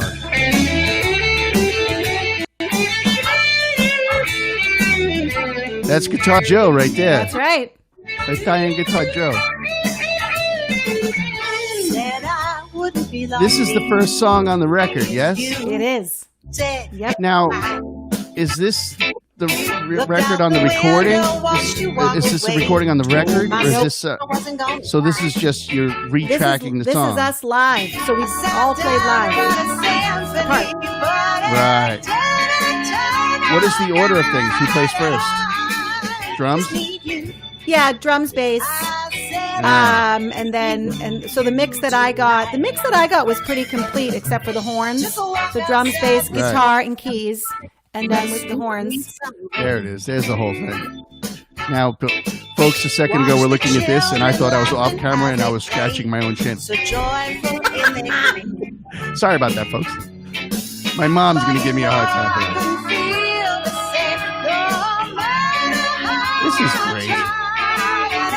This is great. So you've got more stuff like this coming out? We do. We do. Yep. We got more stuff like this coming out. Trying to maybe try to do a full band live show somewhere sometime. Do you put it on your website? So yeah, they're on my website and on my YouTube channel. So it's jennifertruesdale.com. Nice. Yep. Awesome. Awesome. You are just a fucking rock star, huh?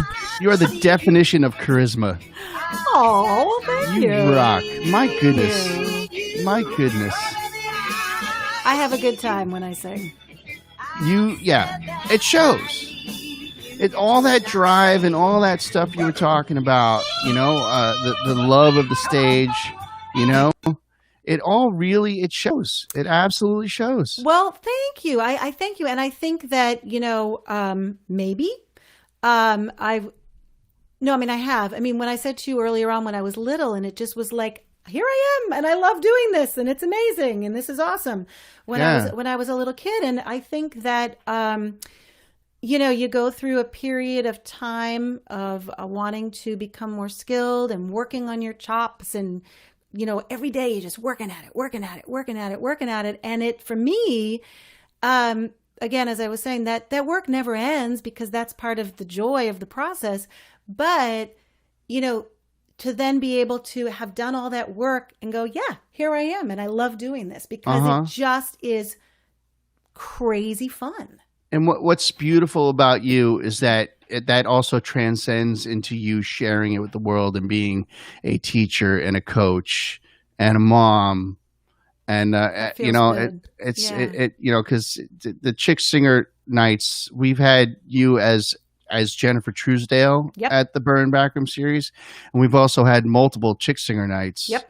It transcends. It's the staff loves your shows, by the way. Oh, that makes me feel so good. It's one of our I don't know if he realizes it or not, but he's the thermostat for me. He's Danny Moy. He's one of our bartenders. Yeah. And he sees, I mean, these guys see a million bands, sure. And he goes like, who's this? What's their name? Yeah. And like later he'll be like, I like that one. Like it's in such a beautiful layman's way. If Danny likes you, you're golden. It's here. Woohoo! That makes me feel so good. Thank you, Danny. Yeah. Woohoo! Yeah. Yeah, but I feel like I think when I don't think I always knew that I wanted to teach. I think there was a point in time when I probably thought that I didn't. before I had done it. And something happened for me when I started to teach, especially when I started to teach a lot and kind of got into it. I had this sort of like whole epiphany that as an artist, I can write songs and I can make music and I can play music and I can reach people. Mm-hmm.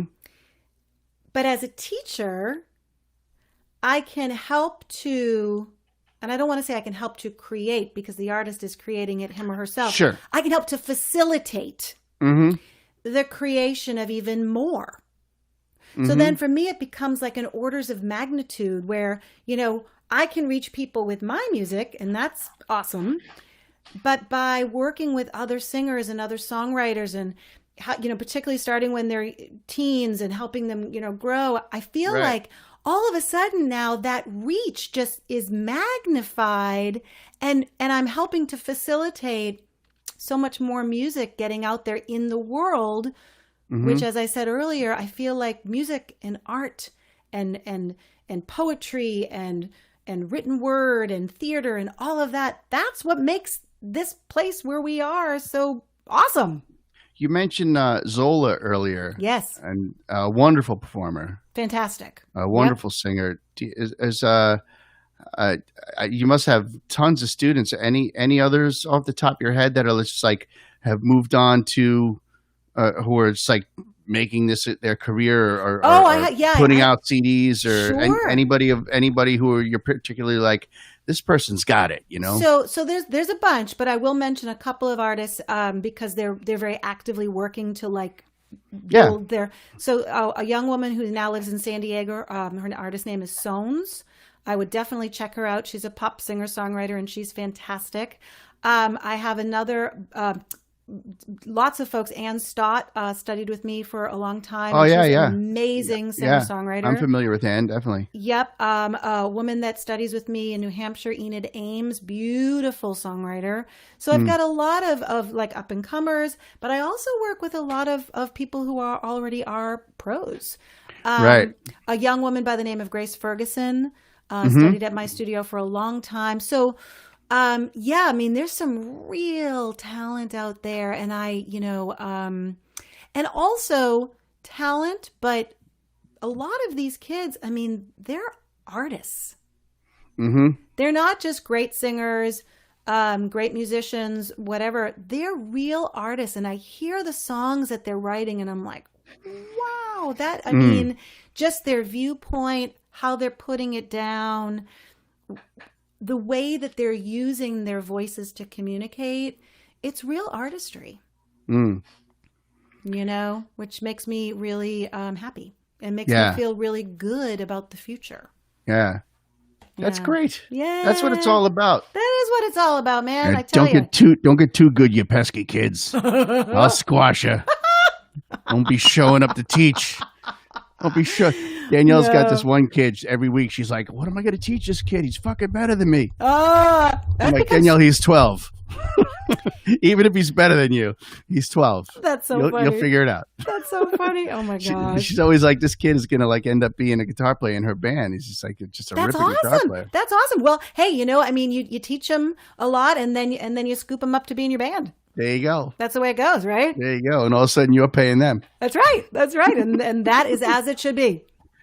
And that's keeping the world safe for music right there. That's right. Helping to foster that next generation of people who are going to keep it going, for sure. I'm only 5 shows in, but so far my biggest failing is like, everybody's like, you should leave it only an hour so people actually tune in for the whole thing. What time it's is it? like an hour and 40 minutes, and I can talk with you all freaking night.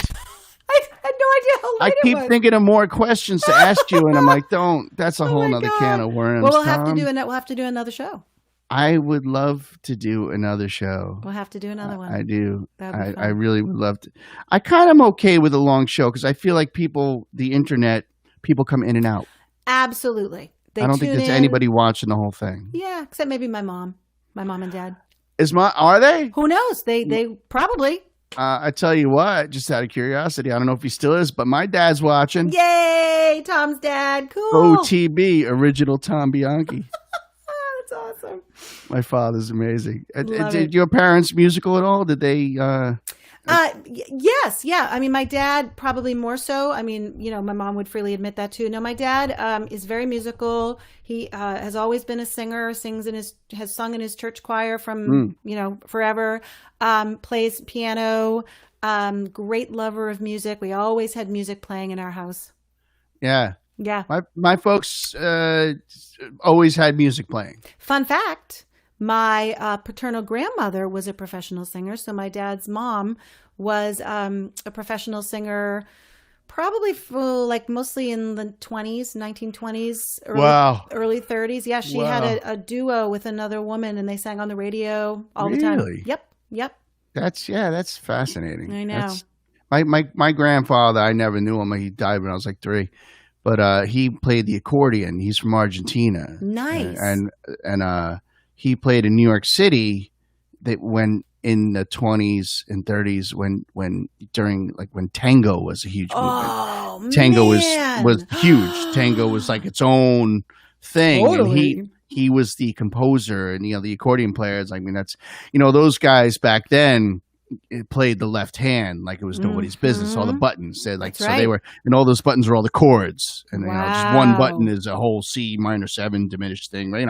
And apparently he was a beast of a player. Wow, that's so cool. My father, my sister's wedding, my very good friend of mine played that accordion, who was also a beast of a player. My father, the brothers are in freaking tears. It was my grandfather's accordion. I still have my grandfather's accordions, and it's right over there in the closet. But You'll have to break it out someday. I can't play. I've tried to play the thing a few times. That's I can't get hard. hooked on it. Yeah. I'm not much of a piano player. My father. I'm sorry. Go ahead. No, I was just gonna. I'm go just ahead. babbling. I was just going to say, so my paternal grandmother was a professional singer, and my maternal grandmother, she was not professional, but she grew up on Cape Breton Island and played fiddle and piano like nobody's business. Yeah, pretty amazing. That's interesting. Have you ever been to any of Brian O'Donovan's shows at the Burn? No, but I mean, I've listened to his radio show what for did years. What did she play? Did she play like the trad stuff or? I think probably. I mean, she grew up in Louisburg, Nova Scotia. So, on the in Great Britain Island. Hey, Stephen. On the southeastern coast. And, so I'm probably more traditional than I'm not really sure. I never heard her play fiddle, but she played piano a lot when I was a kid. Yeah. Yeah, I miss so much. I know, me too. I was going to say, for the shits and giggles, I was going to just share my father. He loves music. He's not a musician, but he's got like no game face. So we would we went to see Danielle. Yeah. At an In the Round once. And it was a wonderful host, but the round wasn't very good, I see. And he's sitting there and he's sitting there and someone's playing their heart out, Yeah. And he looks at me like this. like someone farted, he's like, Oh no. And meanwhile Danielle can see him and she's on stage like,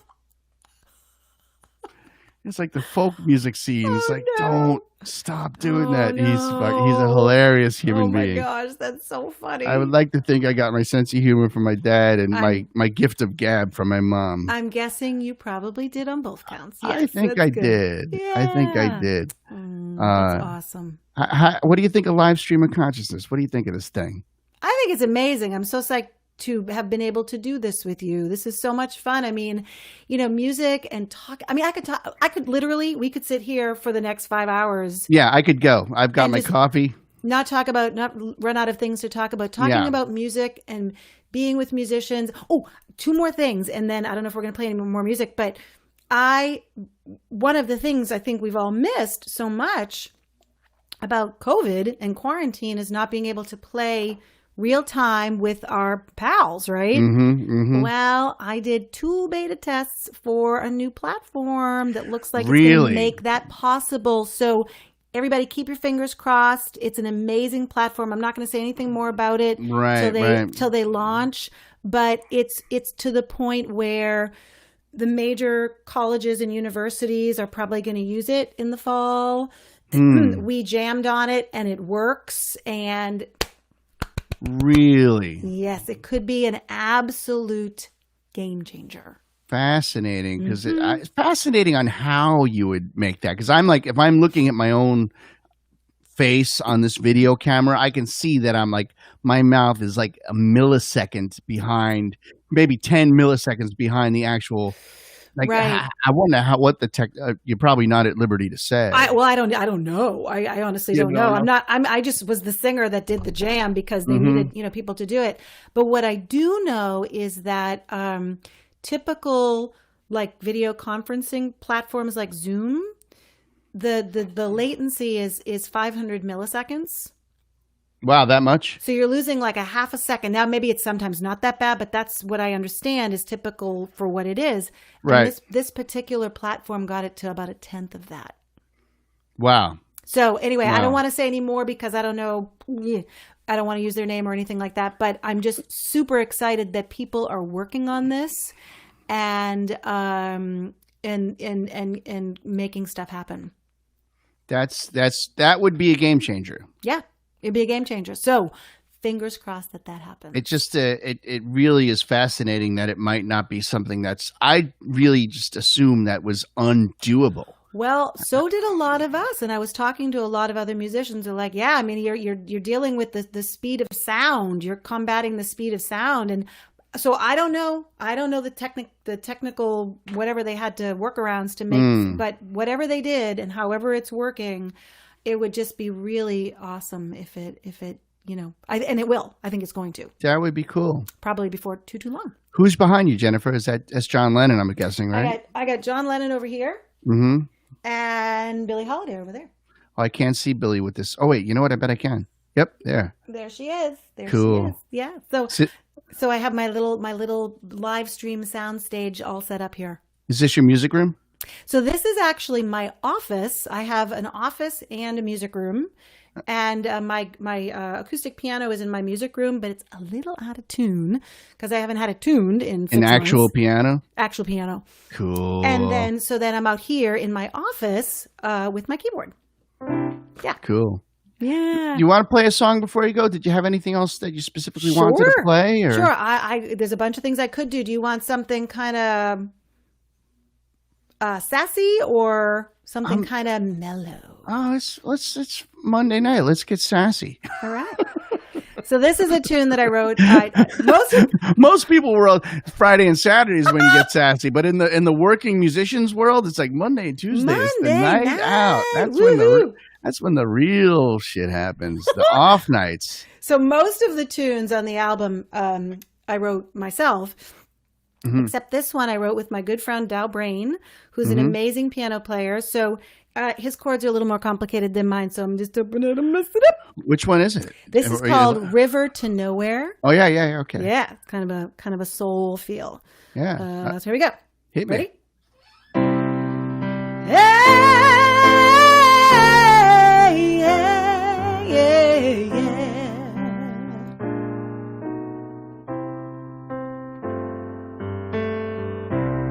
When you're walking down that dusty road, sun in your eyes, keep your head up, let your feet be your guide, and you'll be home before you know. When you're rolling on that river to nowhere, feel it dragging you down. Lay back, keep your eyes on the skies, and let that river float you home. When the world feels so empty and so cold, there's a light and it's burning bright, shines on all you need. Just know when you're driving on that lonesome highway, taking too many wrong turns. Look ahead, leave behind what's done, and I know you'll find your way home. Said you'll be home before you know.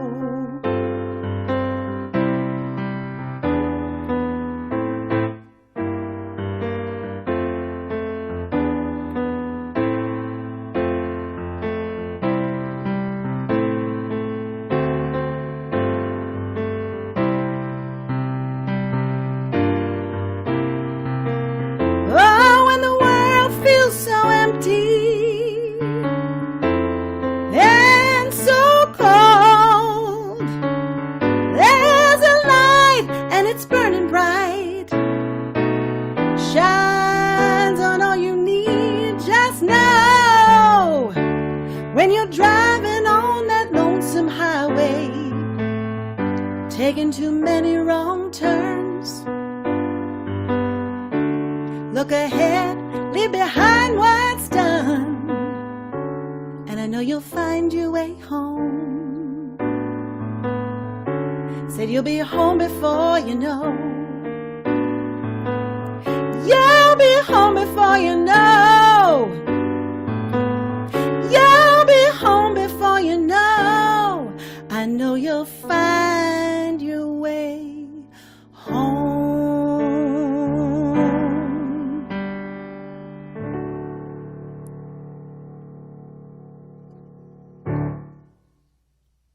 Thank you! Thank you very much. Oh, I can't hear you, Tom. I shut my volume off just in case my squeaky chair is annoying. Yeah, I didn't notice your squeaky chair at all. Really? Now I can hear it. Yeah, I got to put some oil in the chair. I love your plants behind you.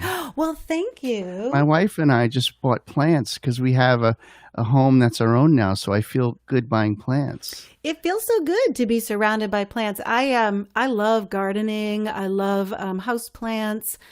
Flowers in my garden. I'm not much of a grass or a lawn person. I kind of can't be bothered with that. But I love to plant perennials. I love gardening. I saw something today in the interwebs. I didn't read it, but it was a headline scan. It was like the great American obsession and what's wrong with it about the lawn. Oh. It's like so many chemicals and so much shit putting into having this green lawn. And it's like, meanwhile, if your yard could look like the plants behind you, and it would just be better for the air and people and the soil and everything. That's and right. That's right. That's what I got from scanning it. You see our plant back there? We have like 3 plants. See that one yes, right there? I do. Yeah. I do. Nice. I haven't named it yet. Well, you have to. Oh, no, I'm can't definitely. See it, but I have one over here too. I definitely let the grass, if it goes, it goes. I don't water it. If it rains on it, super duper.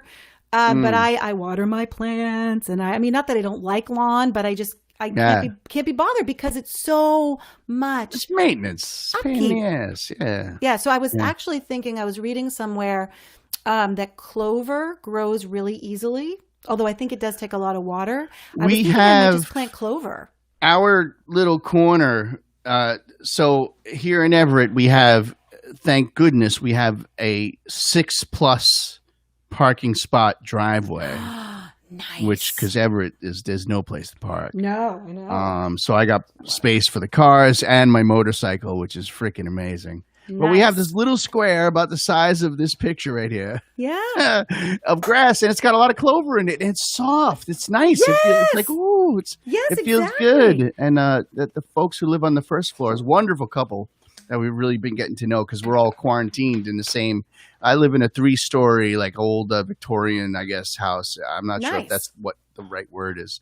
It's a 3-story house in Everett, and they live on the first floor, and they're wonderful people. But the fella downstairs takes care of the yard a lot, and they're out there picking the weeds out of the. There's certain clover that, like, I guess is weed-like, and it strangles the grass. But there's other clover that's like, oh yeah, I'll put you in touch with him. Yeah, please do, because I'd like to learn more. I would like to learn more. I mean, I like it to be green, but I can't be bothered mowing it. Yeah. And no matter, I feel like even if you care for it so meticulously, then we have a drought and it's just there it goes. So you've got to be in this COVID world where folks are like, I'm so freaking bored. You're the person who's like, what are you talking about? I'm getting a chance to do all these other side projects that I never had fucking time to do. I would say, yeah, this whole time, Yeah. bored is the one thing I haven't been. I mean, I've been anxious. I've been blah, blah, but not bored. And part of it is because I didn't stop working. That's a huge part. Well, yeah. And then, I didn't want to stop having opportunities to make music. So things like the videos or this or that, they're just, I keep saying yes to things. So things keep happening and I keep creating. So yeah, definitely not bored. Plus, doing some gardening. Yeah, and I was take the work. I'll take it. Where you're like Joan Rivers, except likable. yeah.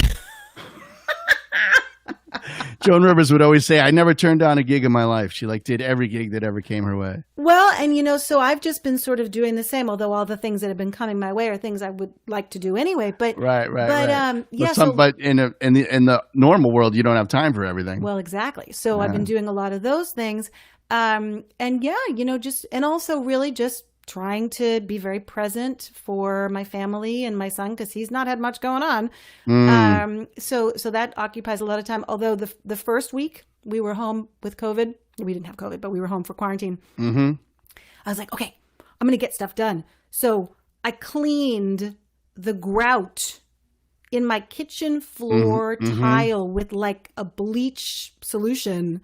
And I'm like, okay, well that, took me 2 days. Now it's like, now what? Yeah. So yeah, I've definitely not been bored, and that's okay. I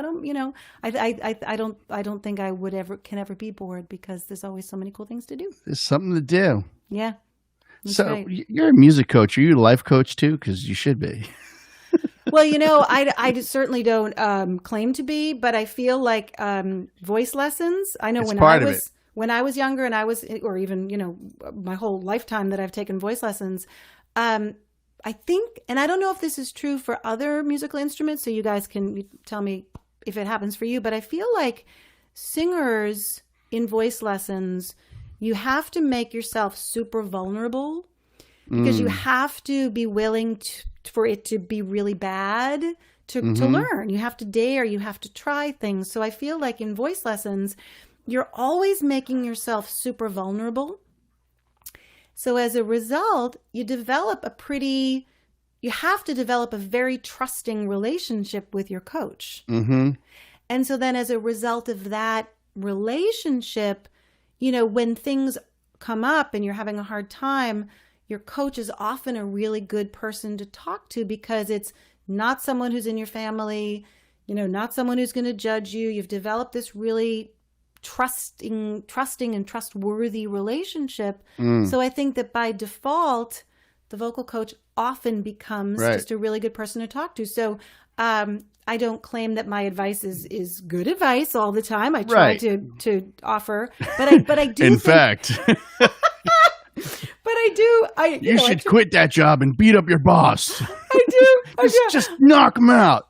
I do try. Don't worry about the ramifications. Exactly. No, I do try to do my best, but I think that when you care about people and they tell you what's happening, you try to find ways to help them. And I think that any one of us could certainly do that. And you certainly have that. You have a lot of empathy, and I really do. I really just genuinely care about people, and I want to do whatever I can, whatever my small part is, to bring good things to this world and to each other, and all that. Yeah, I hear you. Yeah, I know you do. Keep on keeping on, right? That's right. Yeah. So November our shows are scheduled, but it's probably not going to happen. I'm feeling that way. Yeah. I'm Are prepping you myself for are it. you going to do a chick singer online event or something So like we that? did one. We've already Mhm. done. We did do one back or late June, I think. And we Mhm. are going to do another one. We will do more. We will definitely do more. Yeah. And frankly, I mean, I was away on vacation and kind of busy last month. But if this lack of live entertainment carries on, we Mhm. may even we'll probably start doing them like once a month Mm. online because because we can. Yeah. Yeah. Yeah. Well, if you mentioned about let me know if you need help with this platform or I would love it. I tell would you, love I it. hate it's kind of awkward to say online in front of everybody, but I have this platform, and the one thing I actually would like to have for this show is an actual. I wish I had an engineer so that like when Mm, you're talking, you don't see me going. Because I'm like oh hey that's nice right. oh Steve hey, Right. Steve has said some nice and it's like I'm not like because I'm getting ready to cue things up and Right. Right. Right. Right. so I don't know maybe if you feel like having an online engineer could help you, maybe I could do that for you. I Sure. certainly, although I'm part of me is like you, where I'm like I'm not bored. Part of me is actually a little bit fucking bored. All What? right. It's not that I'm bored. It's a lack. I'm feeling like Danielle gives lessons. Right. I don't give lessons. I Yep. never have. Yep. This is what I'm doing now. I play every Thursday and I play every Monday, Yep. and there's a lot of things to do around this house because we just bought it and we're setting things up, and Right. there's things to do, and I'm trying to be a good husband for my wife who is actually working a lot harder than I am. She's got the Zoom fatigue, so I've been cooking the food and just trying Nice. doing the food shopping, that kind of thing. But Right. I am feeling the need to do stuff like that. You've worked with Mm. Joyce, the engineer for the Burn Bathroom Yeah. series, a Yeah. bunch. Just when I was starting these shows, Joyce, she was going to be my engineer for this, Right. I and remember. I was like, not a lot of money involved, and she was like, "Oh, fuck it, I don't care, I'm bored." But then I got her a job with another friend of mine doing actual work in the real Oh, world. awesome. So, well, she got her the job Yeah. because she's So freaking rules. she's Yeah, amazing. I sent her in the direction of a That's good friend. awesome. But maybe because all this stuff, it's like, hey, it's time for this person to play, and all. It's helpful to. I would love a third person to be doing this who isn't like emceeing Right. like you might be for the show. So say the That's word. right. That's right. I absolutely No will. chadge. For No sure. chadge Oh, well, we'll on figure it me. out. We'll figure it No out. chadge. No, I want maybe one voice lesson. You got What it. am I doing wrong? Come on. What? All right. What am I doing? What about my thing right now? Where you're like, oh God, Tom's got to stop slouching when he talks. He's going Well, to you blow his do. I mean, throat you out. do want to use your singing posture when you're sitting. You want to make sure. What I like to do, and I like to encourage people to do, if you're gonna, You're getting a free voice lesson out there if anybody's watching. if you're going to sit when you sing, like play the piano or play guitar or something, Yeah. I like to suggest sort of the sit stand. Like, I don't know if you can see it, but I'm sort of sitting on a stool here. Oh, okay. It's actually a little table, but my stool was too high. So Yeah. because when you sit in a typical chair, I'm going to sit back like you would sit in a chair, right? Yeah. You sit back and you slouch, right? Right. But when you sit on the edge of the seat and you sort of stand, Right. it's more like you're kind of leaning on the chair more than sitting on the It's chair. great information for this live stream performing world right now because this is what everybody's freaking doing. And that helps you. I'm just going to turn sideways, but it helps you to maintain good posture Right. rather than when you're sitting, That actually helps a does little? that. Yeah. So that's one thing you can absolutely do is even just in a regular chair, just kind of scoot your butt to the front edge of it Yeah. so that you're not, so it kind of just forces you into better posture. That's great. Yeah, there you Well, go. thanks for the lesson. You're welcome. You just paid me for my engineering work. Hit me up. Yay. Hit me up. Awesome. What do you think? Should that be? We're on like 2 hours. Should that be the end of our show? Yeah, maybe I'll play us out. I love that idea. Get another song? Yeah, absolutely. I'll do one more from the record, and then we'll Sure. say goodnight. Now, which one's it? Yeah, This sorry. is Thinking of You. Oh, yeah. Yeah, and actually what I was going to say, I know that we're kind of going on. I was saying to you earlier that, the musicians that play with me live or play on my records, when I'm writing a new song, it's just me and my piano. So this is how they hear them initially before we've done anything to them. And then, of course, then we come up with the arrangement and all that. But when I wrote this song, what you guys are about to hear is pretty much what they heard. So here we go. This is called Thinking of You. And, thanks everybody for joining in. And Tom, this has been just so much fun to just chit chat with you. I love it. And play some music. And right back at you. I've been looking forward to this. I'd love to do it again sometime. So this is called... this is really more than we've ever talked sitting down. We crossed paths, we chatted up, but this is great. When do we ever have time to do this? I know. Hey, someone's got to hit the stage, and that someone's you. Someone's got more important things to do than talk to the schlep who booked the thing. Oh, well, we'll do it again. Let's. Okay, so this is called Thinking of You.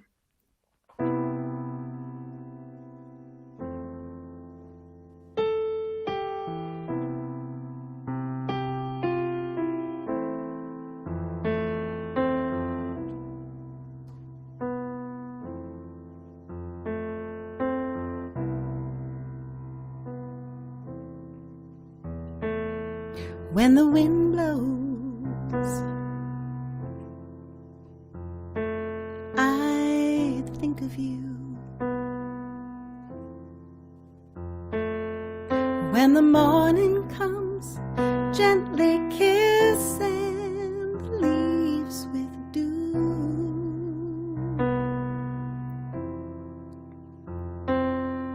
When night falls and the moon shines bright, yeah, that's when I think of you. Ooh, baby, yeah, that's when I think of you.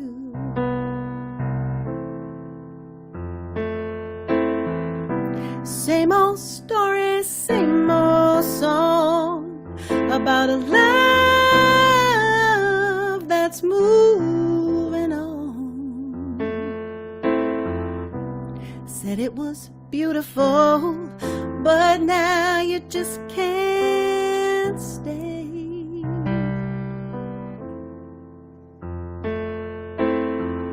And when your journey takes you far from here, your voice will whisper in my ear, and I'll think of you. Yeah, you know I'll think of you.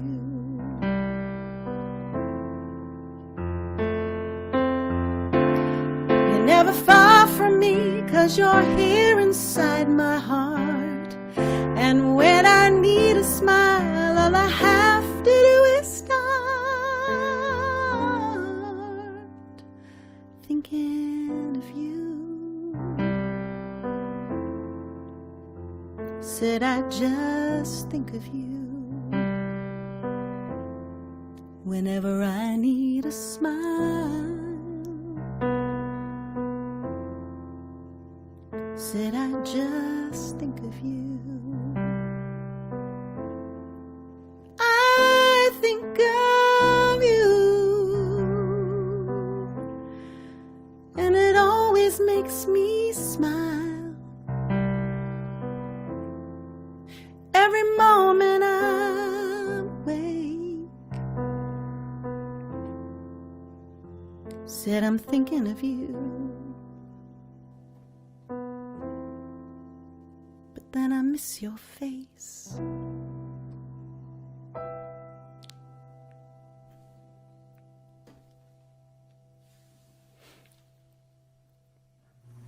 That's the album right there, right? That is. Through the Yep. Circle. Amazing photograph from Kelly Davidson, Savage. Anybody needs amazing photos, talk to Kelly. And cover art by Annie Baker. Oh, I'm going to It's go. the album. Yep. There it is. Yep. Right on. Oh, It's been a treat talking with you. same here, Tom. What a How- treat to talk with you. Yeah. This is why I'm doing this, to reconnect with. And I love that you're doing this. It's fantastic. I've watched a couple of them and they're great. I mean, it's just been so nice to, I love that you're in this. I think this was very needed and wanted. Certainly was for me. Yeah. Absolutely. Yeah. Well done. Thank you so much. Yeah, thank you. I tell you what, Jennifer, I'm gonna put you off camera for a second, but hang on there so we can say a proper goodbye. Okay. Sounds good. And I'm going Bye. to practice actually closing the show at, as an engineer. Jennifer, thank you so much. I'll be right back and we'll Bye. go off the air in just a second. Sounds good. Bye, everybody. Thanks for tuning in. Right on. Thank you so much for tuning in, ladies and gentlemen. This is Live Stream of Consciousness. If I'm doing this right now, you're hearing a little bit more of Jennifer's track called Daydreaming off her record. It was released last fall, 2019. So it is still brand new in my book. It's not even a year old yet, this record. The CD release show was phenomenal. The album is phenomenal. Jennifer Truesdale is phenomenal, right? I mean, come on, don't you think? That was a great show. This is our fifth live stream of consciousness show, and I've really been trying to find guests that not only are singer-songwriters or performers, because that's my wheelhouse. I book the concert series, but also folks who just have a ton going on otherwise in our community. It could be music, it could be art, could be other types of performances. It could be, a studio, Jennifer Truesdale Studios. Jennifer really fits the description of what this live stream of consciousness show is going to be all about. If you kicked out money for this thing, thank you so much. It's being split between host and our artist, and of course 10% is going to the Beth Israel Special Nurses Fund, and we really appreciate everything. Eventually all these shows will be watchable on Venmo. The show will be up online in case you're just tuning in and you missed it. As soon as I sign off, it'll be up online, and it'll be there for a little while, and eventually it'll be gone, and then you'll only be able to see it on the Patreon page or whatever I just said. I think I just said Venmo, like that was a website. Well, it is a website, but it's not. Me face talk make noise. I digress. Folks, I'm going to sign off. Thank you so much for being with us, and I'm going to give you the black screen of information, and I'm going to say goodbye. I will see you next week. Please tune in, share the link, tell your friends. This is actually a great conversation. Feel free to chime in, say comments when you're watching the show. And my name is Tom Bianchi. 24-hour concerts is what I do, and live stream of consciousness is what I'm doing on Monday evening. So, folks, I'm out of here. I will see you later. Dream of you.